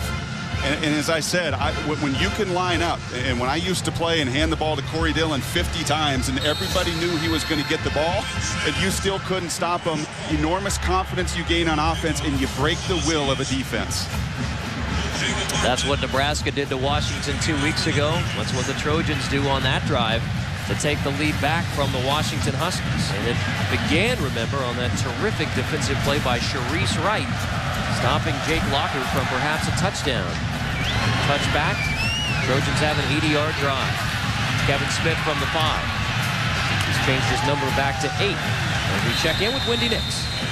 Thank you very much. Coming up on the Outback Steakhouse halftime report, a tough loss for Texas. Alabama has no trouble with Florida, and Denard Robinson states his case for the Heisman. I'm joined by Robert Smith and Todd McShay coming up at half. Tough loss for Texas. You have a chance to get the football back and maybe drive against OU and muff the punt. Yeah, special teams. We talked about how they can win championships for you. And again, been a huge emphasis point for SC this year. Jake Locker, play action on first down. Pressure coming, has to get rid of it. Incomplete, intended for Aguilar. Armstead bringing the pressure along with Jarrell Casey. Armstead back at end today. Wes Horton out of the game for USC. This was a pocket play action pass, which is more difficult to protect. I like the type where you move the pocket with the play action, get Jake outside. He's not as comfortable there. We know that. Again, that's going away from what they've been successful with earlier in the evening.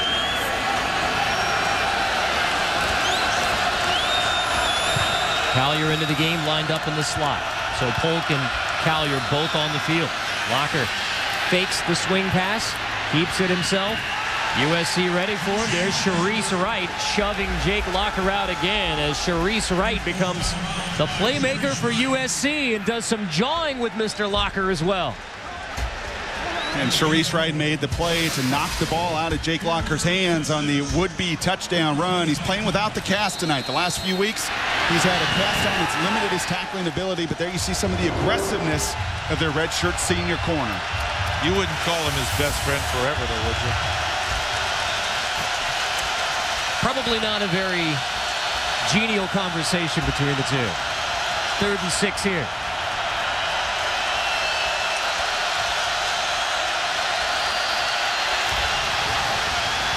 Locker scrambles, complete downfield. It's Curse for a Washington first down as the Huskies convert on 3rd.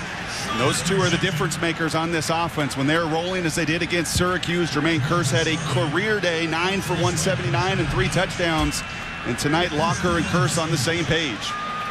Every quarterback has a receiver they like and they trust, and that you look for in pressure situations. Jermaine Curse is that guy for Jake Locker. A beautiful sunset. That is live right now over the Pacific Ocean, just a couple miles away from the LA Memorial Coliseum. Thankfully, finally cooling off. Locker complete on first down. It's to Curse again. Curse on back-to-back plays as Washington drives inside the USC 45. And a big, strong receiver who can carry the defender out of bounds to stop the clock in this 2-minute situation. That's crucial. Football is an amazing game, isn't it? You coached it for so many years. You watched that film as we did in Nebraska, and you see this offense so out of sync. Jake so not comfortable in the pocket, and then tonight, tremendous rhythm and tempo with everything that Sarkisian is calling. It is. It's an amazing transformation.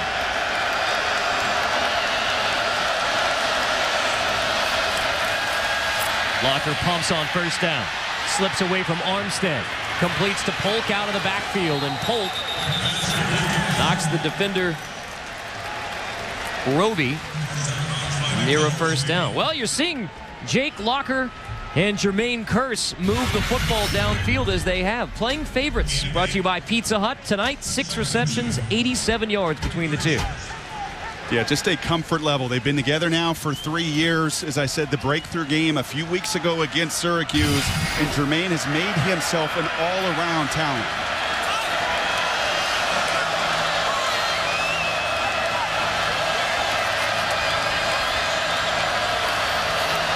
Second and short.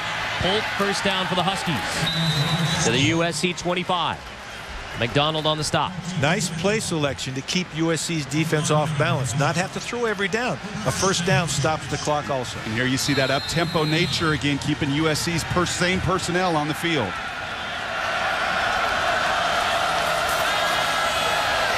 Locker pressured by Armstead again. Completes to Collier, but it's a loss. On first down, Malcolm Smith makes the stop. Armand Armstead applying the pressure. Plenty of time. Got 2 timeouts. No need to panic. Play fast, not in a hurry.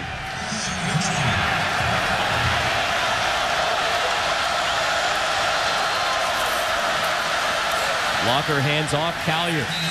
Wrestled down. Armstead in there on the stop as well. Armand Armstead, who was forced to move back out to left end, his more natural position, Washington, because of the injury to Wes Horton. That's a perfect example of everything we've talked about with the Washington front coach not getting off blocks. There you see Armand Armstead making a play by shedding the block and containing the running back. And he's playing hurt. He's got a sore shoulder, but he's forced to play outside now, given the lack of depth in that SC defensive line. The other thing, if he hadn't made that tackle, that play could have gone the entire distance. Monday night, a battle between AFC East rivals Tom Brady, Randy Moss, and the Patriots. against Brandon Marshall and the Dolphins on ESPN's Monday Night Football, 8:30 Eastern. Coverage begins 7 Eastern with Monday Night Countdown served by Applebee's. See that Randy Moss catch last week, the one-hander against the Buffalo Bills? Not many better catches than that. And the site of Super Bowl I, Los Angeles Memorial Coliseum. Great venue to play in, but not one of the most difficult. The noise here compared to Husky Stadium or Autzen Stadium, such a huge facility. That noise not always suffocating coming in as an opponent. Well, if you like offense, or if you're a former offensive coordinator, as both Lane Kiffin and Steve Sarkisian and Mike Malati all are, this has been a fun first half of football. Locker's pass incomplete this time, intended for Curse. I like it. I like offense. I don't want to go to a soccer match where it's 0-0 at halftime. There you see I love it. You see a pat on the head of Steve Sarkisian, realizing USC drops 8 into coverage, live to play another day. Jake throws the ball away. Eric Folk, 42-yard field goal coming. Got it. Folk, who had the game winner last year, hit a 54-yarder versus BYU, a career long in the opener for Washington. Boots this one through to pull the Huskies within 1 before the close of the first half. Now really a critical kickoff. When you look back at that Nebraska game 2 weeks ago, 21-14 there at the end of the half. They kick it off to Nebraska. They get a big return near midfield, turn the field over field position-wise, march in and score. 40 seconds here. Steve's kickoff coverage units have got to try to respond. Well, Robert Woods went about 55 or 60 yards on the last kickoff to set them up in great field position. And you're right. They have 2 timeouts. 35 to 40 seconds is plenty of time if you get good field position. One of the things that Lane Kiffin has done is not get mentioned, has hired a really good staff around him. He obviously brings his father to Los Angeles. He brings Ed Orgeron, and he was able to hire away a guy that you know about, that you really respect, special teams coach John Baxter. John Baxter is a legend, both for the academic game plan, which he instituted, but also for special teams. And he's creative. He's also detail-oriented. He has improved their special teams immensely. And that's Kennedy Pola as well. Longtime NFL guy. Very good staff surrounding Lane. Squib kick after that 56-yard return. Live football finally corralled inside the 20. And there was... Well, as one longtime college football observer called it, the worst special teams kick coverage he'd ever seen. That was much, much better from the Huskies. And isn't it perfect? Just as we're raving about John Baxter and the 3 return touchdowns and the block kicks, that his USC return unit there, number 74 in particular, that's Zach Heber, gets his hand on a ball and totally discombobulates that return. Yeah, he's not supposed to touch it. He's supposed to let it go back to the return men and get that. We'll see if Lane Kiffin, Kennedy Pola, and the USC staff want to take a shot here before the end of the half. And indeed, they have Barkley rolling on first down, throwing, complete. Osbury near the first down, gets out of bounds to stop the clock. 2 timeouts. This is definitely full-on 2-minute drive mode. This is not take a knee, not the way that you move the ball against this defense tonight. Well, I like the construction of that route. They had a guy sitting at the sideline, another guy working to go deep. If you got the deep shot, take it. If not, you've got a guy at the sideline, completion, step out of bounds, stop the clock. And one area of concern for USC is their place kicker. Washington, you've seen tonight with Folk, 5 for 5 on the year. 3 seconds, play clock at 25 seconds. Started on my whistle. Joe Houston for USC, just 1 of 4 on field goals this year. Hit a 34-yarder versus Virginia, but he's missed from 39, 47, and 48. Not a lot of confidence in the kicking game. Barkley pressured. Keeps it anyway. What a grab by Osbury to keep the foot in bounds. What a great job by Barkley, though. Again, stepping up in the pocket, buying time, not panicking, regaining his passing posture, which means keeping his shoulders looking down the field and finding the receiver late right on the sideline. And you can do that as a quarterback when you don't have a grass stain on your uniform. He's not been hit or knocked down tonight. Good point. That protection affords you that 25 opportunity. seconds. Thank you.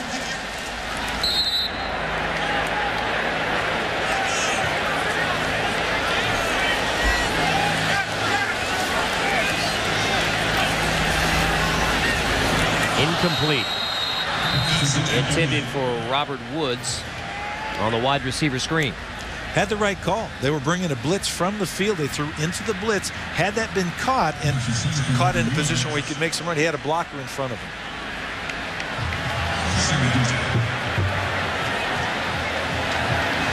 So there's Lane Kiffin looking at his sheet. Nick Holt. They used to be on the same staff together at USC, the defensive coordinator now for Washington.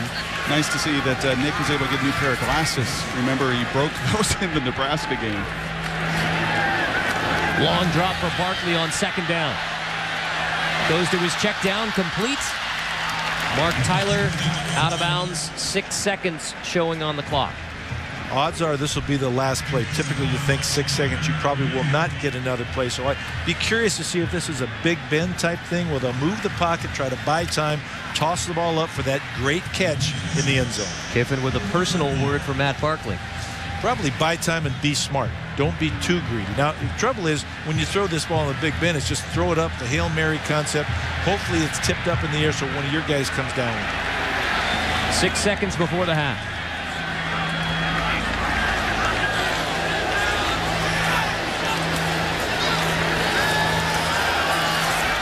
Barkley down the middle, complete. Inside the 20, but zeros on the clock, and that will be the end of the half. Ronald Johnson makes the grab, but nowhere near the end zone. Yeah, you know, when you're throwing it underneath like that, you think it might be a hitch and pitch or a trailer or something like that. Otherwise, you got to either do a screen where you've got people in front of you or some type of trickeration down the field. Let's check in with Shelley Smith. Lane, you guys got down by 14 points. What adjustments did you make to get back in it? Well, we got a turnover. Shreese made a great play. It really changed momentum. They're moving up and down the field. I think both teams have 300 yards of offense, so we got a lot of work to do at halftime. Great. Thanks so much. Lane Kiffin has called this season a 13-round heavyweight fight. Focus, focus, focus is the key. 6 rounds into this one, 1-point lead for USC as we send it to Wendy. Thank you very much. University of Washington's head coach, a former USC assistant. He was on Pete Carroll's staff with Lane Kiffin, who is now USC's head coach. A sibling rivalry of sorts. A 1-point game at the half in their first matchup against one another. Kevin Smith has a chance at the return. Smith across the 35 to the 40. There is a flag down.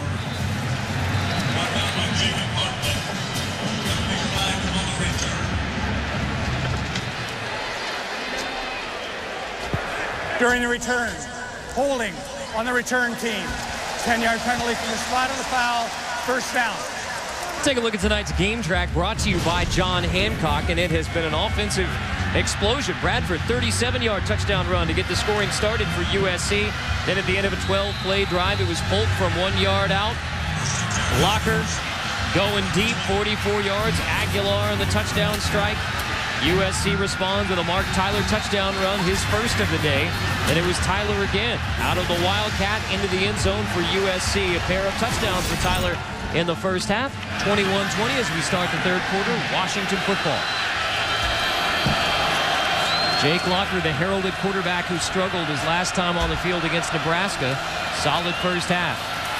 Handing off to Polk on first down, and they're just a minimal rushing gain, Mike.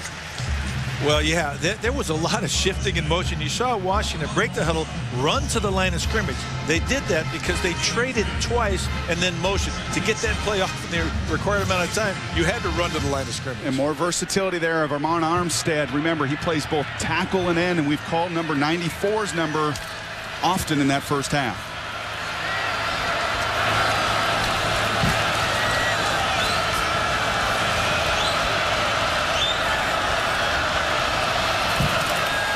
Locker pumps. Flips to Polk, who has a first down for the Huskies across the 35. Morgan makes the stop. It's a difference. That's reacting. That's being a football player. Last week, you'd never seen the confidence to make this play. That just heads up. That's an awareness of where those linebackers are. The defenders come attack you. Give your running back a chance to make a play.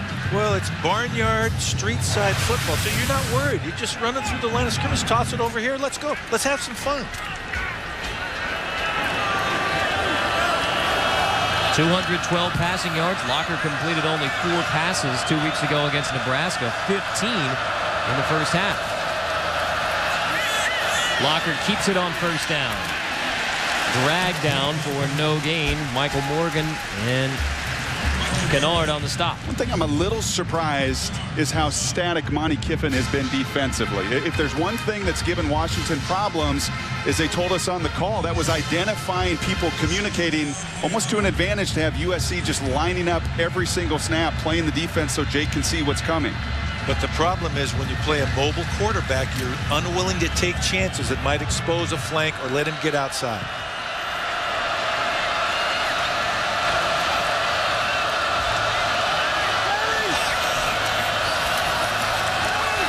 Locker play fake on second down.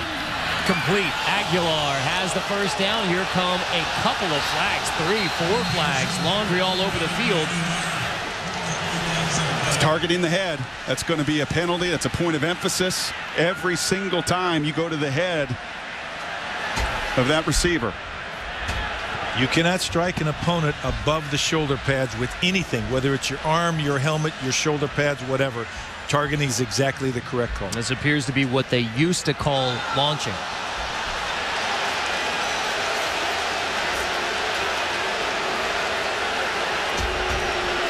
You know, the difficulty in that situation is when the receiver drops his head too. It really makes it tough on the defensive player. That almost looked like mutual combat to a degree. This is what the rule book calls a defenseless player, and an emphasis, as Mike mentioned, protecting the defenseless player. The pass is complete. Personal foul, defense, targeting. 15-yard penalty, an automatic first down. And I'm guessing if Chris Spielman is sitting up here, he is raging against this call. 2 offensive guys see it as the correct call. I think a defender, to your point, Coach, is how is he to know when that receiver dips down that he's targeting the head and not his chest? I agree with you. It's really tough. And as a head coach, I cringe on those type of calls either way because it really puts a defensive player in a difficult situation. Wright had the spectacular defensive play to prevent a Locker touchdown run in the first half. Now a 15-yard penalty on the end around. This is Kevin Smith. Dragged down by Sharice Wright. He comes back to make the play. Next time it comes his way. I got to say one thing about Sharice Wright. He makes plays all over the field. He's the offside corner, runs that play all the way down. We've seen that on film many times this year. Making the most of his second opportunity at USC, missing last year, academically ineligible. Outside of the pocket, 9 for 10, 148 yards and a touchdown. Locker looking much more comfortable. Here he is on the roll again. Throw back to Polt. Same play. There was a big gainer in the first half. This time tripped up. Malcolm Smith makes the open field tackle. You know, I'd like to say one thing about Jake Locker. When they get him outside the pocket, we can show some stats. It shows he is much more efficient. But also what happens is when you get outside the pocket, it limits your throws. It limits what you have to look at, and you have a run-pass option that he feels very comfortable with. Simplify the plan. You can play faster if you know where to go and where you're going with the football. 3rd down and 2.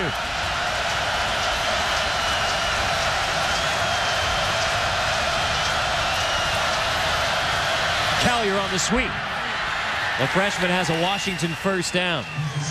You know this very well. Take me through this. What is Jake Locker looking at when he's running this read zone option, Coach? He's keying the end on that side of the field to the wide side. If that end crashes down or comes down to see him, he's going to give it. If the end boxes to take the guy away, which he does, and if there's any doubt, give it to the back running full speed. If that defensive end is flat-footed, give it to the back going wide.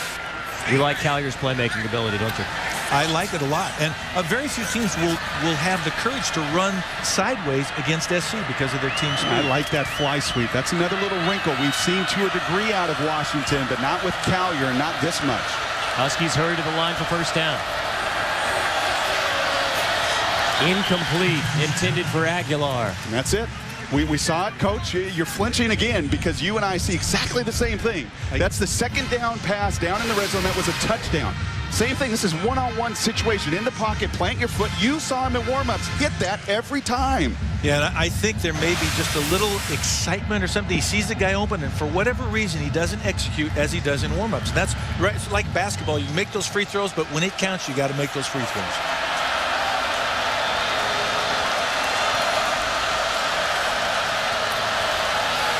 Locker to throw on second down. Aguilar drops it inside the 15, right in his hands. Okay, here's a real test of the Washington offense. You've had an open guy that you don't get the ball to. You have an open guy that drops the pass. Key third down conversion. Do they have the mental toughness now to come back from those two plays? And Aguilar looking for the sideline. The Cardinal rule, secure the catch first and get your feet in. You can't design those last two plays any better than Steve Sarkisian did. Just a lack of execution, lack of delivery between quarterback and receivers.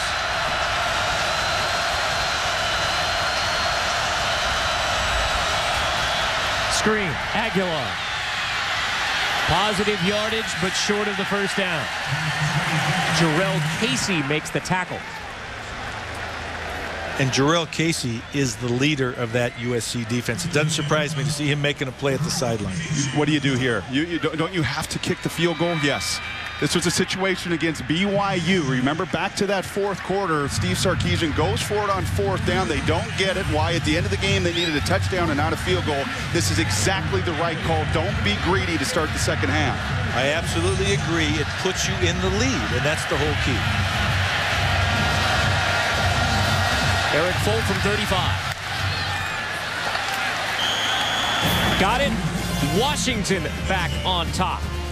First jab of the second half from the Huskies. In Tonga. Part of Hawaiian as well.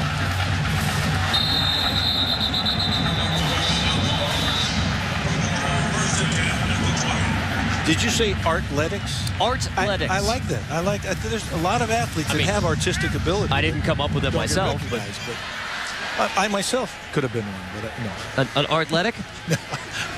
No, I can't go into that. Sounds like we might have to revisit it at a later date.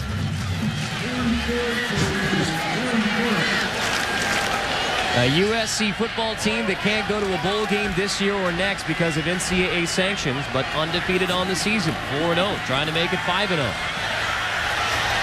Play action, Barkley completes on first down.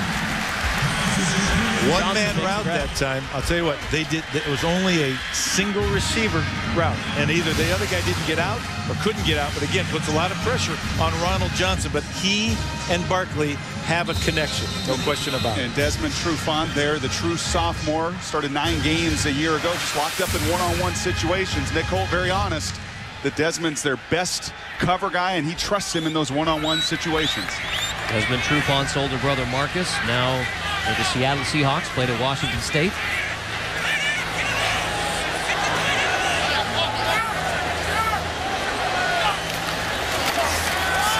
Barkley hands off on first down to Tyler. USC averaged over 7 yards per rush in the first half. Locker and the Huskies 9 yards per carry in the first half. Ta'amu is down. That is a guy that Nick Holt and this defensive staff can ill afford to lose. We've highlighted him a few times tonight. He's that big body, 330-pound junior. Looks like his shoulder, he lands a little bit awkwardly. Back up at that defensive tackle position would be Samisi Tokolahi, the sophomore, 6'2", 297. But that was the number one person that both Nick Holt and Steve Sarkisian mentioned as to who was going to have to play well on the defensive line this week for Washington, Ta'amu. And sometimes it can be your own guy, right, Coach? No question. Sometimes out there on defense, especially when you're flying around, he got leg whipped, unfortunately, twice, knocked the air out of him. That's how USC's Wes Horton got injured last week. Defensive end. On 2nd and 5, Tyler goes picking for a first down, loose football, Huskies on top.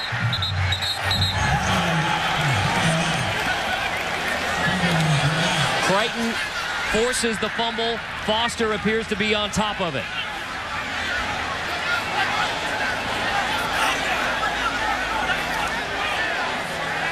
One key that Steve Sarkisian talked about, how you going to win this game down in the Coliseum where the Huskies have lost 17 of 20.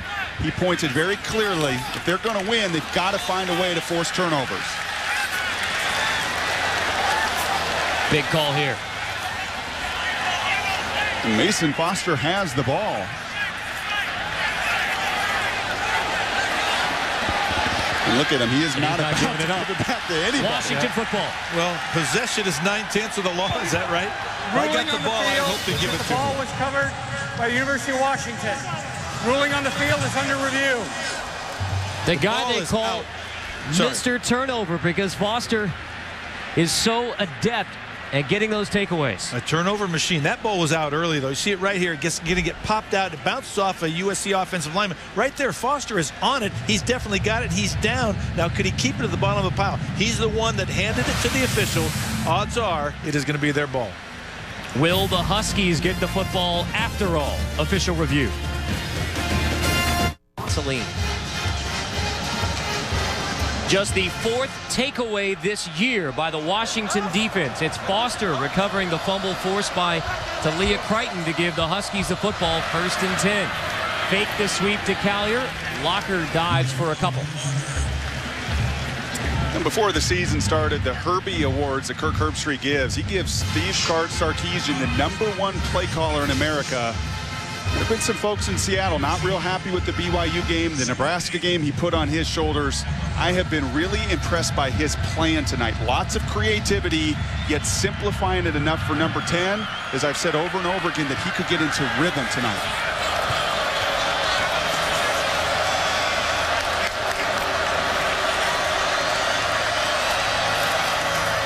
Play fake. Locker rolling on 2nd down. Misfires for Curse, who was open in the middle of the USC defense. See some head shaking going on. Well, again, we talked about, I was going to say, as Jake Locker goes, so go the Huskies. And here's a perfect example of something he's done pretty well all night long, but he rushes his throw, doesn't have his feet under him, and has that way does not complete the pass. And the margin of error is very, very small. We've seen this tonight with the Husky defense. You're going to give up yards with the young guys you have. Jake cannot afford to miss those kind of throws.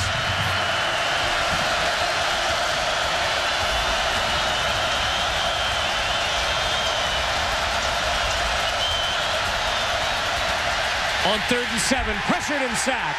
Armand Armstead sacks Jake Locker.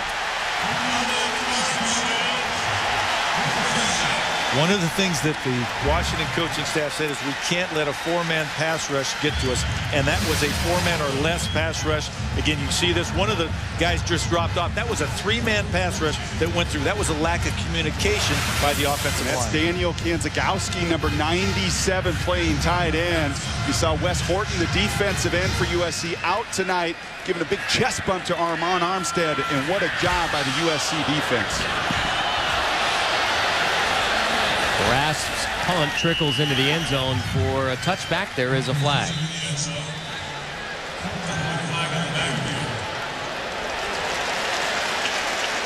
Against Washington, holding on Washington.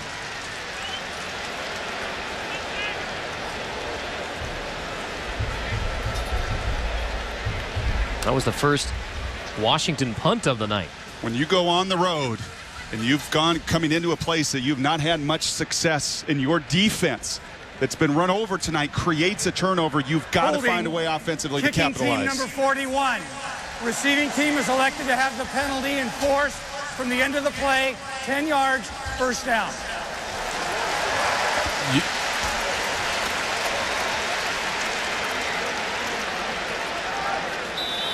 Well, let me say this. Sometimes when you get turnovers, it's very important that you do make points off of those turnovers.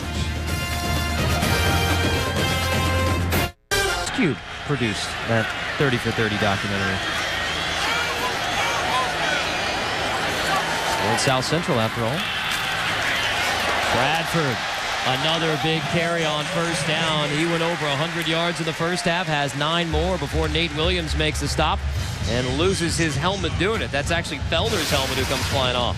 That's a punishing run punctuated by flying helmets. And again, when a back does that, I'll tell you what, the people on the sideline say, feed that young man the football. Could that be not considered targeting the head in a helmet-to-helmet collision? Going to protect the defensive player, or the offensive player went on the defensive player.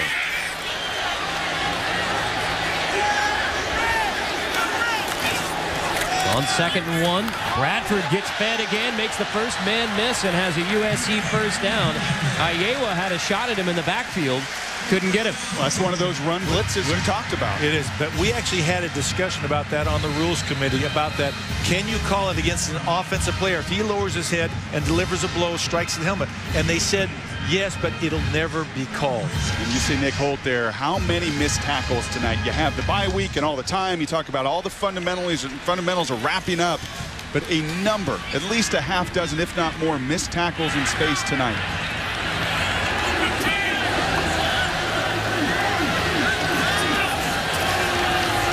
Play fake on first down. Pressure. A whiff. Mark that down as another missed tackle. Johnson makes the grab inside the 35. My hat's off to Matt Barkley. That's having eyes in the back of your head. That's what you want a quarterback. Peripheral vision, the feel for that unblocked rusher coming off the edge. Just step up just enough, make him miss, and still know where the receiver is and put the ball on the money. That is well done. And so often as quarterbacks, you work on those drills in the pocket. Just a little movement. He's not a blazer. You don't have to make the plays with your leg, but be nimble enough to avoid those would-be sackers. Quentin Richardson misses the sack. 30-yard completion.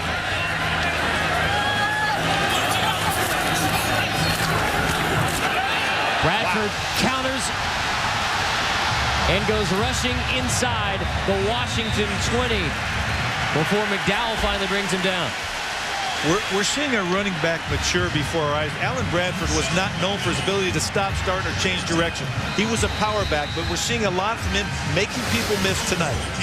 And watch his buddy in front of him, Stanley Havili, once again delivering the blow on Deshaun Matt. That's a defensive end. That's a fullback at 230 against a 260-pound defensive end, and Havili setting the table for Alan Bradford. Bradford 8 yards away from his career high versus Oregon State last year. Give it to him again. Make it a career high and make it a USC touchdown. The USC ground attack puts the Trojans back on top.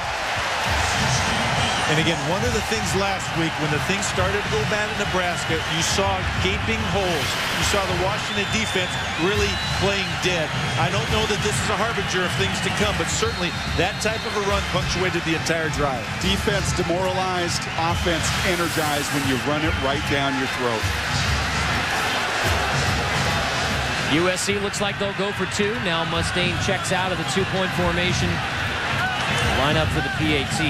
USC is 3 for 8 on those two-point conversions this year. Houston's point after touchdown makes it 28-23. First points of the second half on a career night for Alan Bradford, the senior from San Bernardino's Colton High School. On just 13 carries, 150 yards. Oh, and Shelley made the point earlier about a number of these guys at USC. I think you circle Matt Barkley, the sophomore captain, #1. But as Shelley said earlier, Alan Bradford is a senior, a redshirt senior, had the opportunity to transfer anywhere to play his final year. Even got demoted, Mike, and still stuck around for the program. The patience and the lack or unselfishness, no question about it. Outstanding for him to have success tonight and to show the team that he's still part of it. We talked about the quarterbacks. We talked about all of the offense in the first half, but the ground game for USC, what turns it into a Trojan lead with that touchdown drive, the touchdown run from Bradford. I think a misperception out there of Lane Kiffin and Steve Sarkisian that they're going to throw it and pass it all over the field. Remember the run here with USC this decade. It was about Reggie Bush and Lendell White, and their ability of running back by committee to be very, very balanced. But at the point of attack up front, be very physical, and that hasn't changed with Lane coming in. I didn't know they let you say Reggie Bush's name still in the Coliseum. Parkman's kickoff fielded by Kevin Smith inside the 10. Smith across the 25, across the 30 as we send it to Shelley Smith. time, you guys, that Matt Barkley and the Trojans have really faced adversity on the field. And just like he did all season long, he really came through that pass to Ronald Johnson. He has been there for them the entire year. When Pete Carroll left, Lane Kiffin came in. Matt Barkley was the first person to greet Lane Kiffin. When the sanctions were handed out, it was Matt Barkley who rallied his teammates together and said, "We will not let an institution define our season. We control this." First down here for Barkley's counterpart, Jake Locker. Play fake. Pass complete. Goodwin makes the grab. First down, near a first down for Washington. Oh, I spoke with Barkley this week. He talked about the day after the sanctions came out. Voluntary workouts, middle of the summer, 7 a.m. Nearly the entire team there for the workout. The best turnout they had all summer long was for the workouts the very next morning after those sanctions were hit. He says, we were surprised that people thought we would just roll over. Heard it from him and heard it from several of the other guys from SC, including Sharice Wright, saying, we're USC. Just because there's sanctions and just because we can't play in a bowl game doesn't mean that we don't want to be a dominant program and win every time out on the field. Well, as you talked about, too, a quarterback and a leader, it is not just on the field. It's off the field also and in the offseason. And that really, I have great respect for Matt Barkley and what he's done. Remember, too, these guys can still play for the Associated Press National Championship. Remember the impact player we highlighted earlier. Not very often does a defensive tackle make our impact player list, but you see Jarrell Casey on that last play, number 91.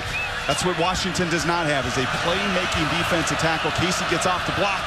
No gain on first down. Collier takes it on second down, strung out and dropped for a huge loss. I tell you what, this type of a play is a drive killer.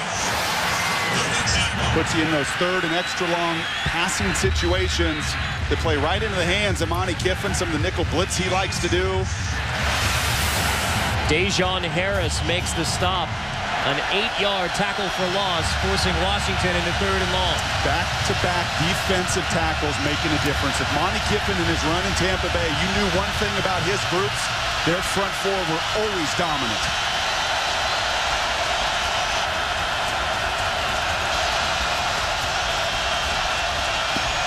Three-man rush. Locker pressured again. Slips away. Throws. Is it complete? Yes, it is. Near a first down. Cody Bronze wearing that number 7 for the Washington Huskies.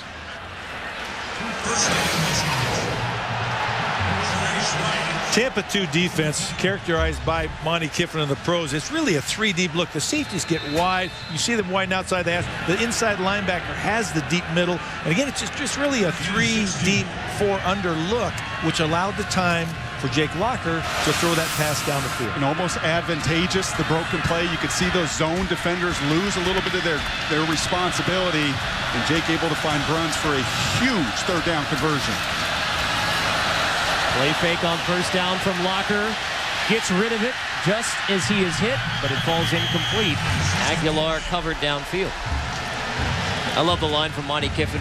Talked to him yesterday about working for his son, Lane. He says, hey, I have to love my son. I don't have to work for him. I don't care what everybody else thinks about my son and whether there is perhaps some intentional brashness from Lane Kiffin, shall we say. He says, I choose to work for Lane Kiffin, worked for him at Tennessee, worked for him here at USC. That's Monty on the right, who designed, along with Tony Dungy, that Tampa 2 defense.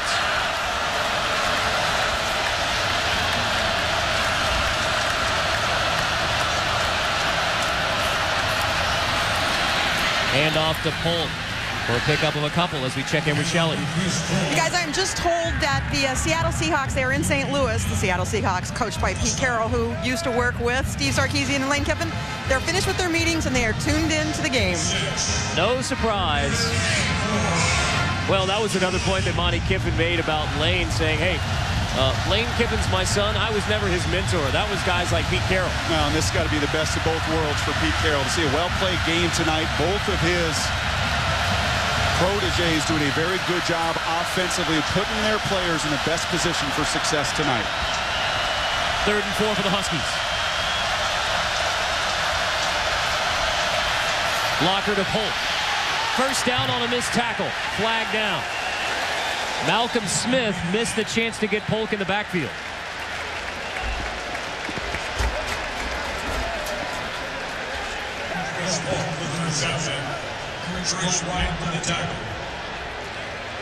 Penalty flag looks like it's going to bring this entire thing back. Nice call, nice touch by Jake Locker to get that over the on-rushing defensive end. Holding, offense, number 56. 10-yard penalty from the previous spot. Replay, third down. And we've highlighted Clemente a number of times tonight. Boy, do you see a hold there, Coach?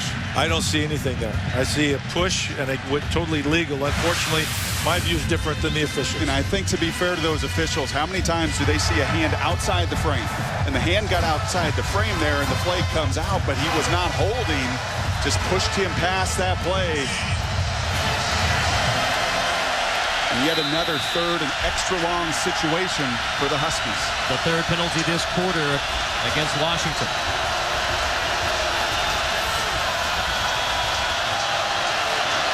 Locker on the screen. Curse near the first down, slipping out of tackles near the 30.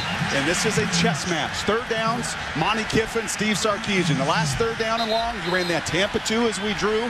8 guys getting the coverage. Steve anticipated it, so he dials up the quick screen.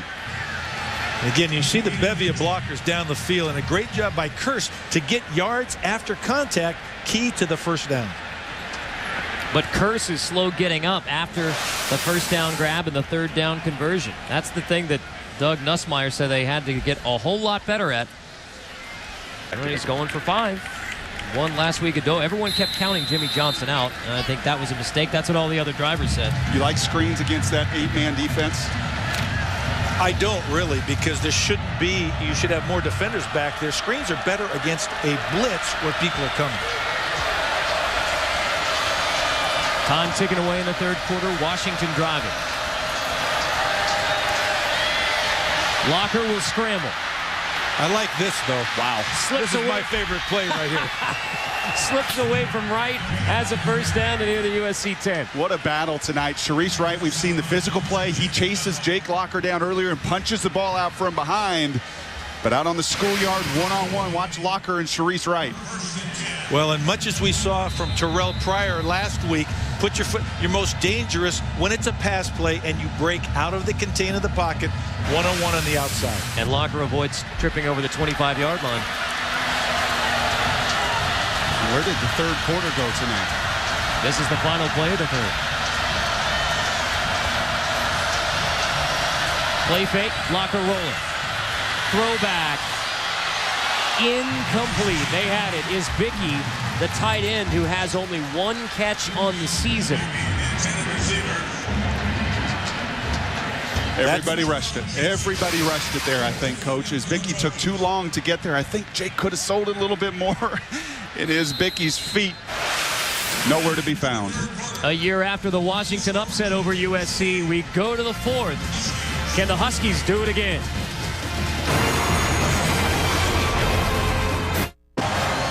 So much has transpired between then and now, but it was such a stunning victory. A Washington team who didn't win a game the year before, knocking off third-ranked USC. Out of the fourth quarter, Washington trying to take the lead. Locker on second down to the 2. You look at that first down play. We talked about a couple guys just rushing it a little bit, just well called, and Chris Bickey, the tight end number 4, falls to the ground. All the flow comes with him. If Jake just hesitates a minute, just set your feet, let Bickey get his eyes around to you, that's a touchdown. No question, and they've got to convert the opportunities they get in the red zone. Not field goals, but get touchdowns. Is this 2-down territory now? Yes, because again, a field goal here does not give you the lead.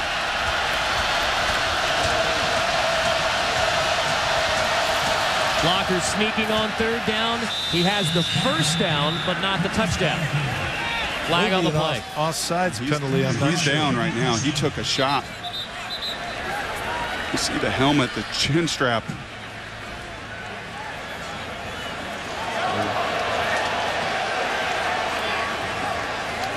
Locker stumbles coming That's 24. out of the pile. And that was Sharice Wright once again delivering a blow.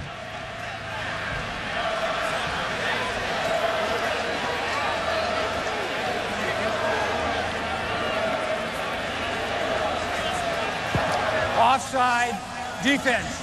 Penalty is declined. The result of the play is a first down. Timeout.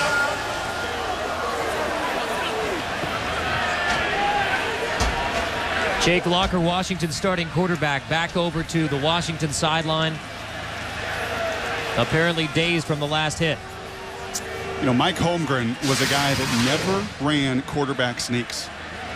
Different coaches have different philosophies. He never wanted to put his quarterback in a situation to take blows like that. Yeah, it's difficult to see again where he gets some contact right there, then he rolls out the side. And I don't see a lot of contact. I think it's Sharice Wright's knee, Coach. Show that replay again. Watch Sharice Wright's knee come into the back of the helmet. Remember Tim Tebow a season ago, it was the knee to the helmet and the knee contact that was the severe concussion at Kentucky. And I'm not speculating here, but watch that knee collide with the side of the head, and those are always such dangerous blows. It's almost like a whiplash effect. Even if Locker's okay right now, he has to sit out for one play. That's a rule change this year, so he cannot come back in for the next play. That's Keith Price, the redshirt freshman from Compton. St. John Bosco High School, who's thrown only one pass in his Washington career. He is the backup. Nick Montana, true freshman Joe Montana's son, is third on the Washington depth chart. Keith Price has gotten into a couple games this year. The Syracuse game, real mop-up duty. He's thrown just one pass for 3 yards, and you see the collective gasp up there in the purple part of this stadium. Jake Locker had a neck injury at Oregon State a few years ago, missed the following week's game. He said, I'm fine. Now, whether or not that's the case and whether the medics will agree with that, they'll give him some words to remember right now as a precaution against concussion. He'll have to recite those words to different people down the road. The medical staff has to clear Jake Locker. He has to sit out at least this play. It's Price at a quarterback. Cadence, snap count, the little details when a freshman comes in the game. Fake the sweep. Throwing, touchdown. The second pass of Keith Price's collegiate career is a touchdown pass to his Bicky to give Washington the lead at USC. One of the things I was going to say, you're talking about whether I wouldn't even have him come take a direct snap. The shotgun snap is easier for him to handle than when you have it in practice. He does a great job of, again, buying time with his footwork, puts the ball, it's not a great pass, but it's where only his man can catch it. How about the guts to call that? How about the guts to call that with a kid taking really his first live snap at the 1 yard line, probably anticipating that USC defense to be dialed up for the run, the play action pass, well executed by the youngster. This is not a game for the meek, by the way. And now the Huskies will go for two.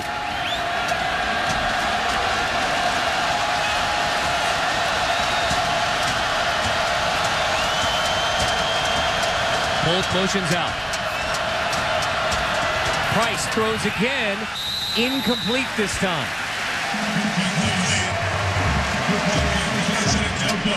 Locker to the sideline, Price into the game, but a touchdown for the Huskies.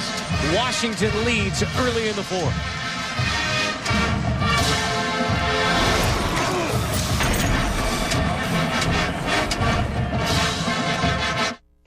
Run where he appeared to be hurt on the play near the goal line. Robert Woods to near the 40 as we send it to Wendy Nix. Thank you very much. We have an update, a Taco Bell studio update, Stanford and Oregon. Andrew Luck here. We're all knotted up at 31. The pass complete to Chris Owusu, but he can't hold on to the ball. Fumbled, recovered by Eddie Pleasant. LaMichael James would punch it in on the next play, and Oregon has fought their way back. They now lead 38-31. Wendy, Andrew Luck is the guy that a lot of folks are pointing to right now as the #1 rated quarterback in college, as Bradford goes right through the Washington defense again. Fellner finally makes the stop on a career night for Alan Bradford. Wow, there was a hole that we all three could have run through on that side. And again, I don't know if that's a lack of talent, size, aggressiveness, or just great blind. But the pad level, you watch the SC, they're all underneath the pads of the Washington defensive team. That's Reggie Bush against Fresno State. That's just 93 ISO. That's mano-a-mano me running it right at you, and you can't stop it. 41 yards over his career high, Alan Bradford. So why not give it to him again? This time he stood up to Amu back in the game, and defensive tackle for Washington makes a stop. Now you've watched this, Mike, for 4 quarters. Is this detail? Is it scheme? 257 yards rushing now from USC, as Nick Holt tried to allude to. We got to punch. We got to get this gap integrity. Or is this simply just man-on-man right now? You're not good enough.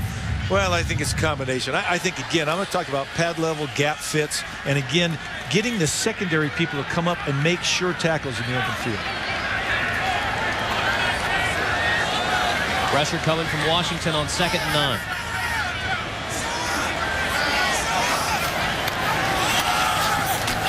Bradford dropped for a loss as we check in with Shelley. The trainers here on the Washington sideline put Jake Locker through a bunch of tests. They asked him a bunch of questions. They had him count backwards. They had him stand on each leg to see if he had balance. They had him count by threes. He finally convinced him, picked up his helmet. Sarkisian came over, said, "Are you okay?" And he said, "Yep." Not sure if everybody on our crew could complete that test.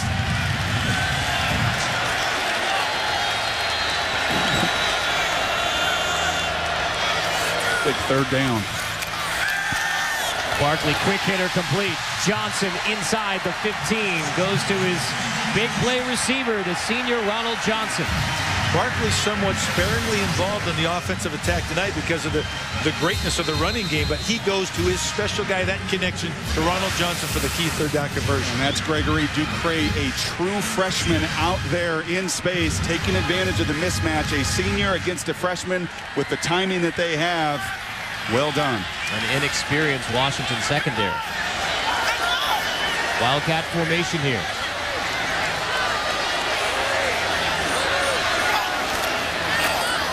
Tyler fakes the give to Johnson, keeps it himself.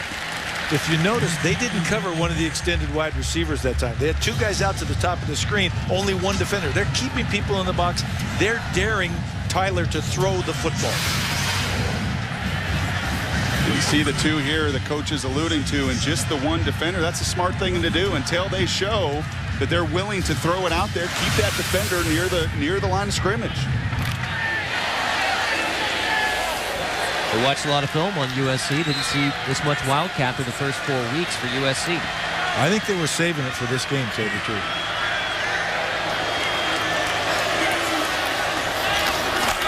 Barkley hands to Tyler. The traditional carry for Tyler this time. No gain. And there's Victor Iewu making one of his first plays tonight. A difference in that one. No hesitation. He is the one coming downhill. You're exactly right. He didn't sit and wait for the offensive line to get to him. He attacked and beat the guy to the block point. 3rd and 8. USC at the Washington 10.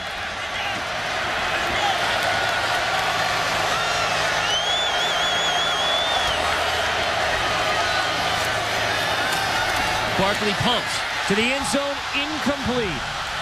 Off the hand of Devin Ausberry. Same play they scored last week against Washington State. The pump move, they like this down in the red zone, just thrown just slightly high. USC had been so good this season coming into tonight, 11-13, scoring touchdowns, scored the 4 other occasions. They get down there, the play is there. We talked about Locker missing some throws tonight. That's an opportunity where Barkley just put a little bit of air on it, give your receiver a chance to make a play.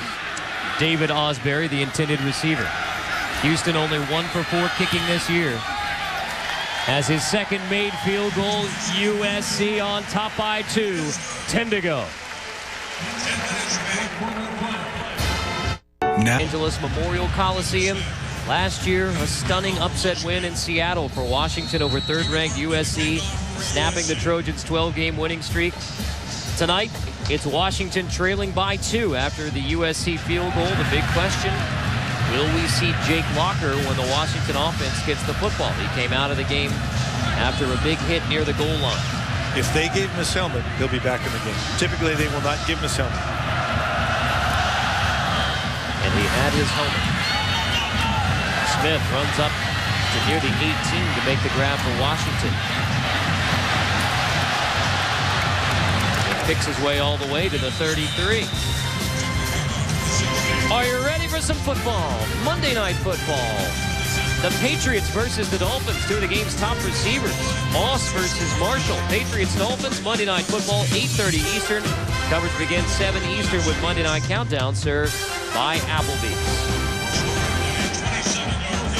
And who comes out? Jake Locker.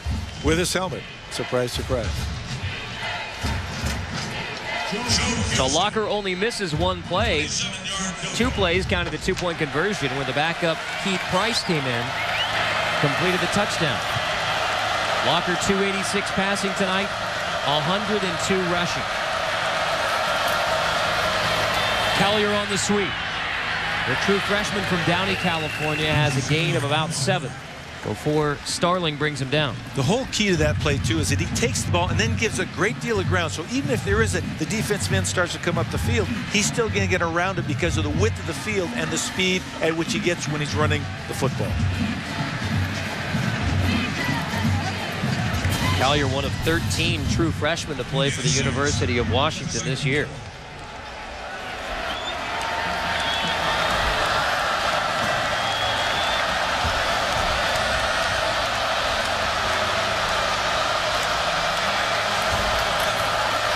On second down, it's Polk for a first down near the 50.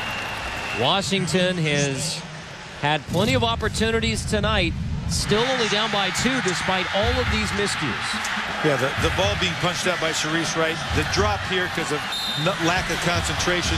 Rushing the play. Potential touchdown. Then a drop with a 2-point conversion. Again, which right now it's been a trading field goals for the lead. We'll see how that holds up. And outside of that one fumble, the one key that Steve talked about, the football, it's even right now. And Pete Carroll, we know he's watching it. He preaches that so much. They've at least been able to avoid the negative turnovers tonight.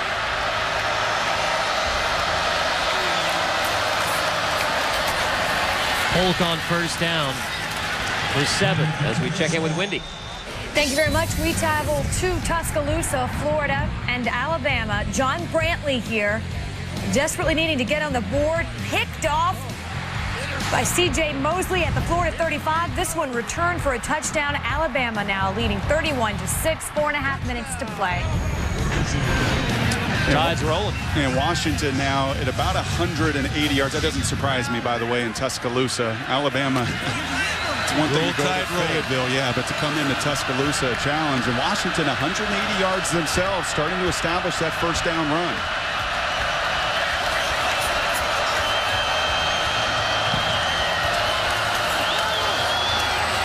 Polk again near another Husky first down. They're getting some momentum at the line of scrimmage. They're actually getting some movement up front, which allows the running back to hit it going downhill with a head of steam through the line of scrimmage. In that run game, when you can get 6, 7, 8 yards, you talk about slowing down that defensive line, slowing down a pass rush, advantageous to all phases of your play action pass and otherwise. Well, and you pound that defensive line, and we've talked about the lack of depth up front for USC. They're very thin. A couple of the guys that are playing are beat up or playing with injuries, so that's going to wear on them over the course of this game. Christian Tupou out for the year with an ACL sprain. Wes Gordon took a kick in the back last week. He's out of the game at defensive end.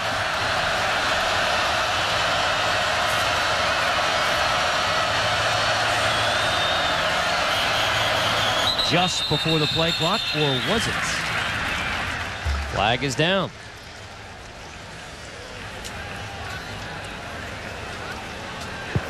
Prior to the snap, delay of game, offense, 5-yard penalty, still first down.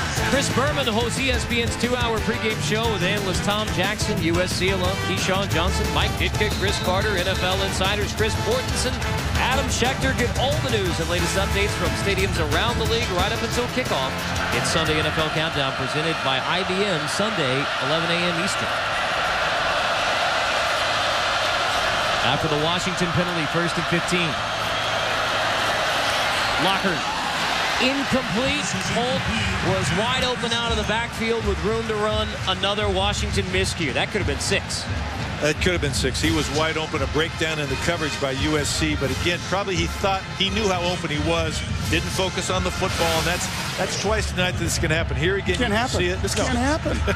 Spoken like a true. No, I mean, I'm speaking like the execution for Steve Sarkisian. USC has not brought blitz all night. Been concerned. They bring a blitz, and you have a guy wide open. There is nobody in front of you. That's just an execution play there. You got to take advantage when a defense gives you and busts the way they did. 4th drop pass by Washington. A penalty on 1st down. Then a drop pass. Now it's 2nd and 15. Go right back to a similar play. It's Goodwin out of the backfield near the original line of scrimmage.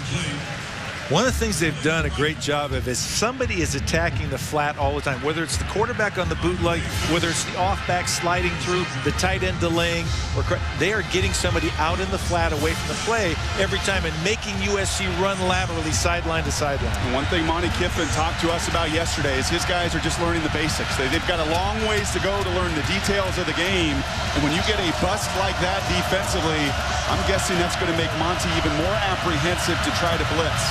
Last Husky possession, Mike, you told us it was 4-down territory. Is it 4-down territory still? 6:25. Well, I'll tell you what. Thank you. Start the How clock long on is the my field whistle. goal kicker? How comfortable are you that he can make it from here? He Because made again, 54.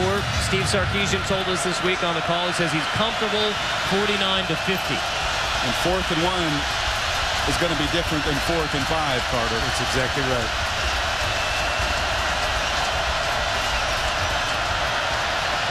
On the slant, another drop. Curse had it for a 1st down. And now it is 4th and 8.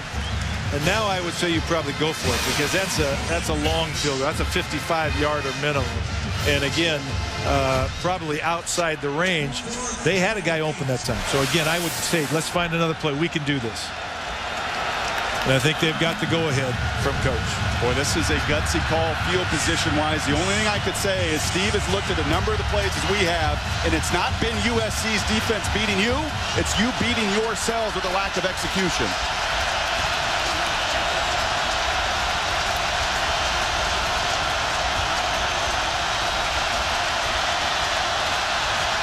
Locker throwing on 4th down, incomplete, intended for Aguilar. USC football with a 2-point lead and 6:02 to go. Tough decision. I think you got to go for it in that situation. I'm all behind the coach. I would have liked to see Jake probably take it and run. Again, I think he thought he had the guy. He's looking for the penalty on the hold. Didn't get it. Sarkisian and the Huskies go for it on 4th down and give it back to USC.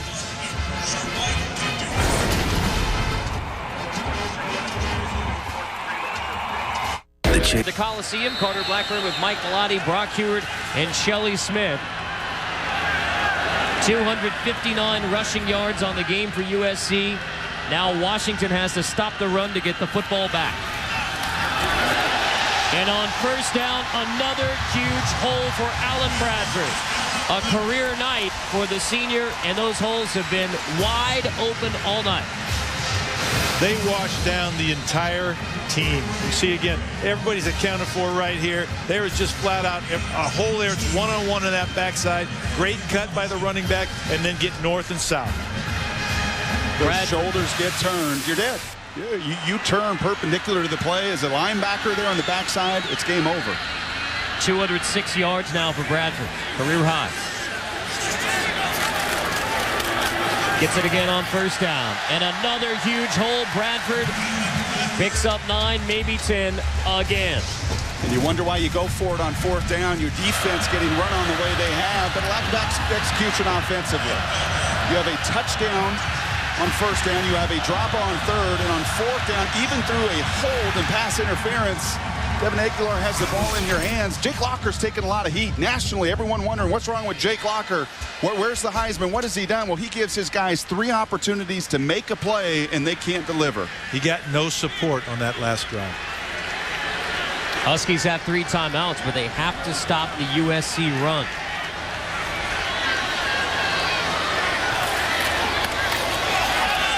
Bradford, 1st down USC. This Washington team came into tonight rated 110 in the nation, giving up over 200 rushing yards a game tonight against USC. Trojans rolling near 300 rushing yards. Bradford's gone over 200 himself. Well, USC's offensive line is starting to impose their will at the line of scrimmage. And again, it's just covering up people, but then it's allowing the back to get north and south early. And again, you can't see any white jerseys unblocked. Yeah, I don't even know if it's starting to impose. I think when the whistle started tonight, the nearly 300 yards, they were the aggressors all night, Coach. Why not Bradford again? Leans forward for 4 as we send it to Wendy Nix. Thank you very much. Penn State on the road at Iowa. The Nittany Lions had trouble all night. Robert Bolden here picked off by Sean Prater. Looks a lot like the play you saw earlier with Florida and Alabama. This one returned for the touchdown. 24-3. The Hawkeyes all over Penn State. Here in Los Angeles, Washington trying to stop this USC ground game, get the football back, and have a chance to march down. But the Trojans running the football, running the clock. Alan Bradford, all 37 yards for USC on this drive. Bradford again. Gain of only 1 this time. What? Our Amway positive performance, no surprise. Alan Bradford with a career night for USC. Now 223 yards and a pair of touchdowns for the senior USC back who nearly left Troy. And you can see him off to the races. Some of those plays, he's becoming his own blocker. Great foot plant in the ground, change direction. Again, just turning him loose tonight. You allow him that forward momentum early, you're in trouble. We've hardly seen Stanley Havili lined up as a fullback here. Barely touched the football tonight. Play fake. Barkley plenty of time. Misfires, incomplete, intended for Jordan Cameron. Tell you what, that helped Washington's cause. They're working against the clock, and they also need to make sure they hold SC to a field goal here, because then it's still a 1-possession ball game. That's a challenging position for a quarterback. It's run, run, run. The run-pass balance tonight, a lot of handoffs. We've seen now on 2 occasions the missed touchdown to Barkley, to Osbury, and there a 3rd down conversion that sails high once again.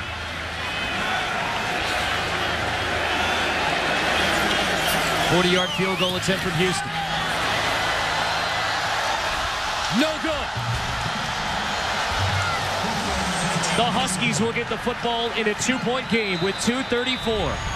A year after Washington went on a miraculous drive to beat USC, do the Huskies have another game-winning drive against the Trojans?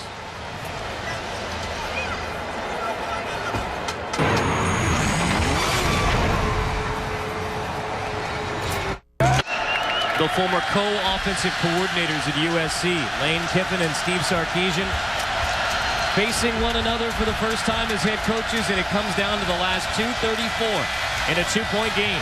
Jake Locker and the Washington Huskies with the football.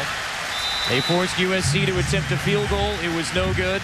And now Locker and the Huskies trying to drive down like they did last year in Seattle for a game-winning drive. Folk had the game-winning kick last year against 3rd-ranked USC, hoping to have another shot against the now 18th-ranked Trojans. And the missed field goal is huge because they've only got to go about 50 yards.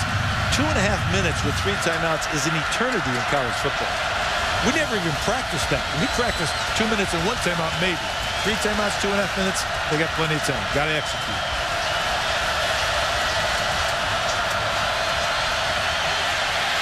Walker fumbles, loose football, picked up by the Huskies. Hobbin recovers it. Perry stripped it from Locker.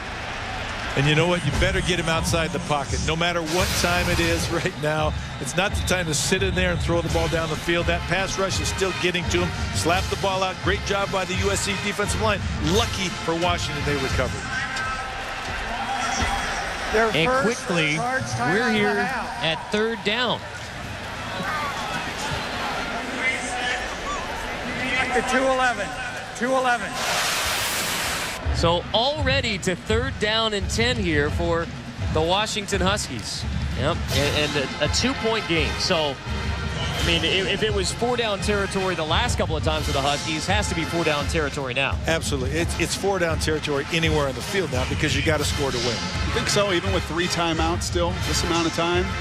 Yeah, because the way they're running the football, they can run the clock. I think, again, they've only got 2 timeouts left, I believe, now. So I would say you got to go for it. And you got to get something measurable on 3rd down to get to a makeable 4th down situation. So you probably got a guy over the 1st down marker and somebody underneath that can get you significant yardage.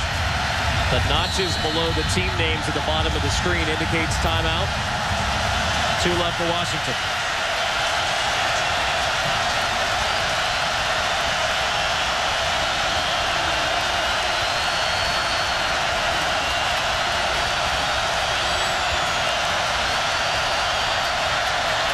Slant, another drop in Kearse's hands near the 1st down. Couldn't haul it in. Perfect throw? I mean, is that a perfect throw? No.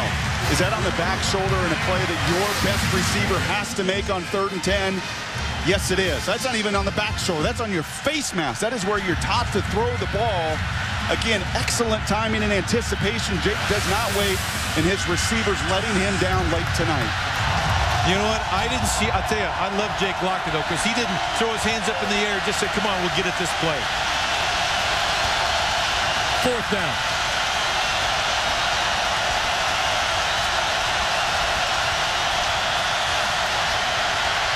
Locker has room to run. Instead, he throws, and it's caught by Goodwin for a 1st down. DeAndre Goodwin hangs on. The clock stops temporarily at 2 minutes. You know, I think he waited because I'm not sure he wanted to throw it to Jermaine Kearse. And I hate to say that, but I think he waited till he saw somebody else to throw the ball to. Holt on 1st down.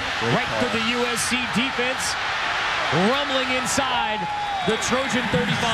You know what? I asked you earlier if you like the screen pass against soft coverage. I understand your point about the blitz, but you get your backers out in front, your linemen out in front. Here they anticipate that 8-man coverage once again, and they gash it. They create the gap. What a tremendous call by Steve Sarkisian. From here, it will be a 50-yard field goal, which is within Eric Polk's range. So Polk running again, positive yards.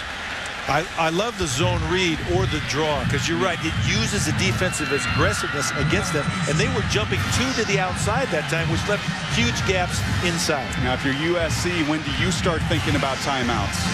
I think you got to use them right now. You can't stop it when you got to stop it whenever you can. Last time the Huskies played here, they got beat 56-0. Collier stood up, no gain, maybe lost a yard on 2nd down. I wouldn't just play for the field goal. But I'll tell you what, I like Jake Locker in this situation. Get him on the edge, let him run, let him throw it, let him make some good decisions. You see the indecision. Look at the face right there, Lane Kiffin. The indecision. Do I call a timeout? Do I save myself time? What do I do? He decides to do exactly what you said, the opposite of it, and that's not call a timeout and let this clock tick.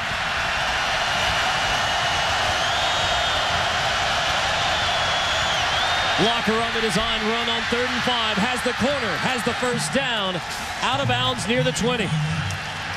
As I said, I'd rather score than kick a field goal. I also think you need to start calling timeouts. Once you've gotten past that 49-second mark, you're down 32, I'm not sure it matters anymore. And what an exclamation point to what we opened our show tonight.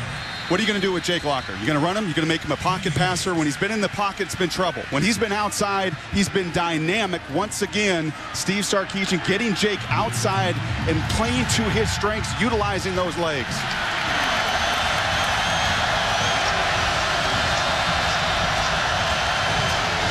Timeout, Washington. Jimmy Johnson, is he making a run at a 5th straight Cup title? Win at Dover last week. Now the chase for the NASCAR Sprint Cup continues at Kansas on ESPN tomorrow, 1 Eastern. Coverage begins with NASCAR Countdown at noon on ESPN2. I love that shot we had earlier, Lane Kiffin. I mean, you read him. He's a guy that's going to tell you how he feels. And you could read, he's biting his lips with, what do I do here? Should I call the timeout? Should I not? 40 seconds go off that clock because he doesn't call a timeout. And what you're doing is you're betting they're going to miss the field goal or we're going to block the field goal. Now, that's happened before, but again, the odds are not with you. Or you're betting you're going to stop them on 3rd down and 4. You're betting that front 7's going to execute, keep Jake Locker within the pocket. They didn't. And Washington, time and again, a sore spot this season's been 3rd downs. An enormous 4th down conversion and another 3rd one to get them in great field goal range. The entire state of Tennessee is rooting for the Washington Huskies right now. Holt picks up 5. The other thing you got to do if you're USC is you're talking about ripping and stripping the ball. Anytime they're carrying the ball down the field, the first guy's got to hold him up and tackle him. The second guy's got to run in and rip the ball out. And he's still not calling timeout either side. He's going to go to the locker room tonight with 3 timeouts. Washington has 1 remaining. Last year, Folk, a chip shot 22-yarder with 3 seconds left to win it. And they must obviously like the left hash for their kicker. And now 3 seconds on the clock. Exactly the scenario that Eric Folk came on last year in Seattle to get the game-winning kick for the Huskies. Now he has a chance to do it again against USC. This would be Washington's first road win since 2007 at Stanford. Is that deja vu again? To paraphrase Yogi. Yeah, Yogi. Well, Yogi also said it ain't over till it's over. Everybody wanted to question Jake Locker. Everybody around the country and locally up in the Northwest took immense heat and pressure. Numbers of folks in the fan base upset about not being able to drive you down at BYU and be a difference maker. Not elevating your play against Nebraska, having the worst day of your career, 4 of 20 with 70 yards and 2 picks. Well, I think he answered the call and then some tonight. As you said, Mike, overcoming adversity, drop after drop after drop, and he continued to fire away. Eric Folk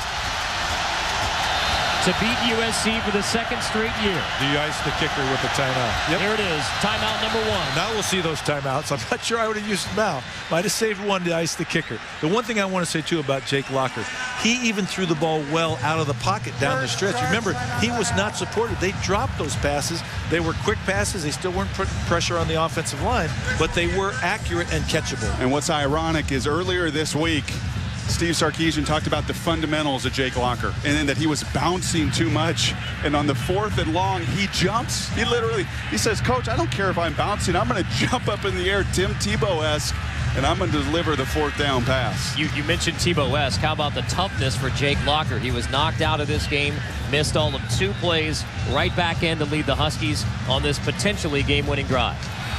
What a huge field goal for both sides. Lane Kiffin 4-0. Trying to rally the troops, and Washington trying to get back to 2-2. Timeout.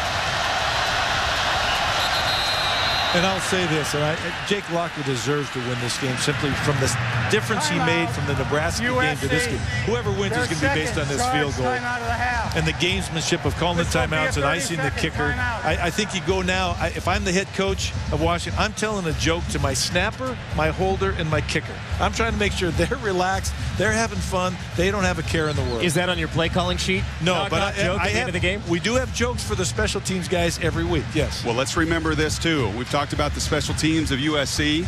3 blocked kicks already this season. A field goal, a PAT, a punt. John Baxter was brought here from Fresno State, an innovator in blocking kicks and otherwise. And just a couple years ago in 2008 against BYU, you miss a long PAT to lose that game.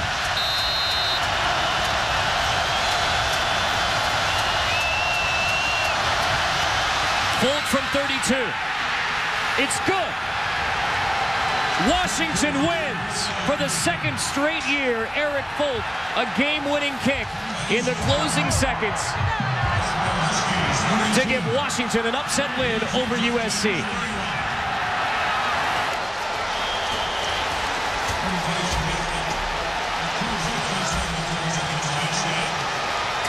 Joy for the Huskies. And I'll tell you what, that's a tough walk against a former comrade in arms when you know both teams have fought their hearts out.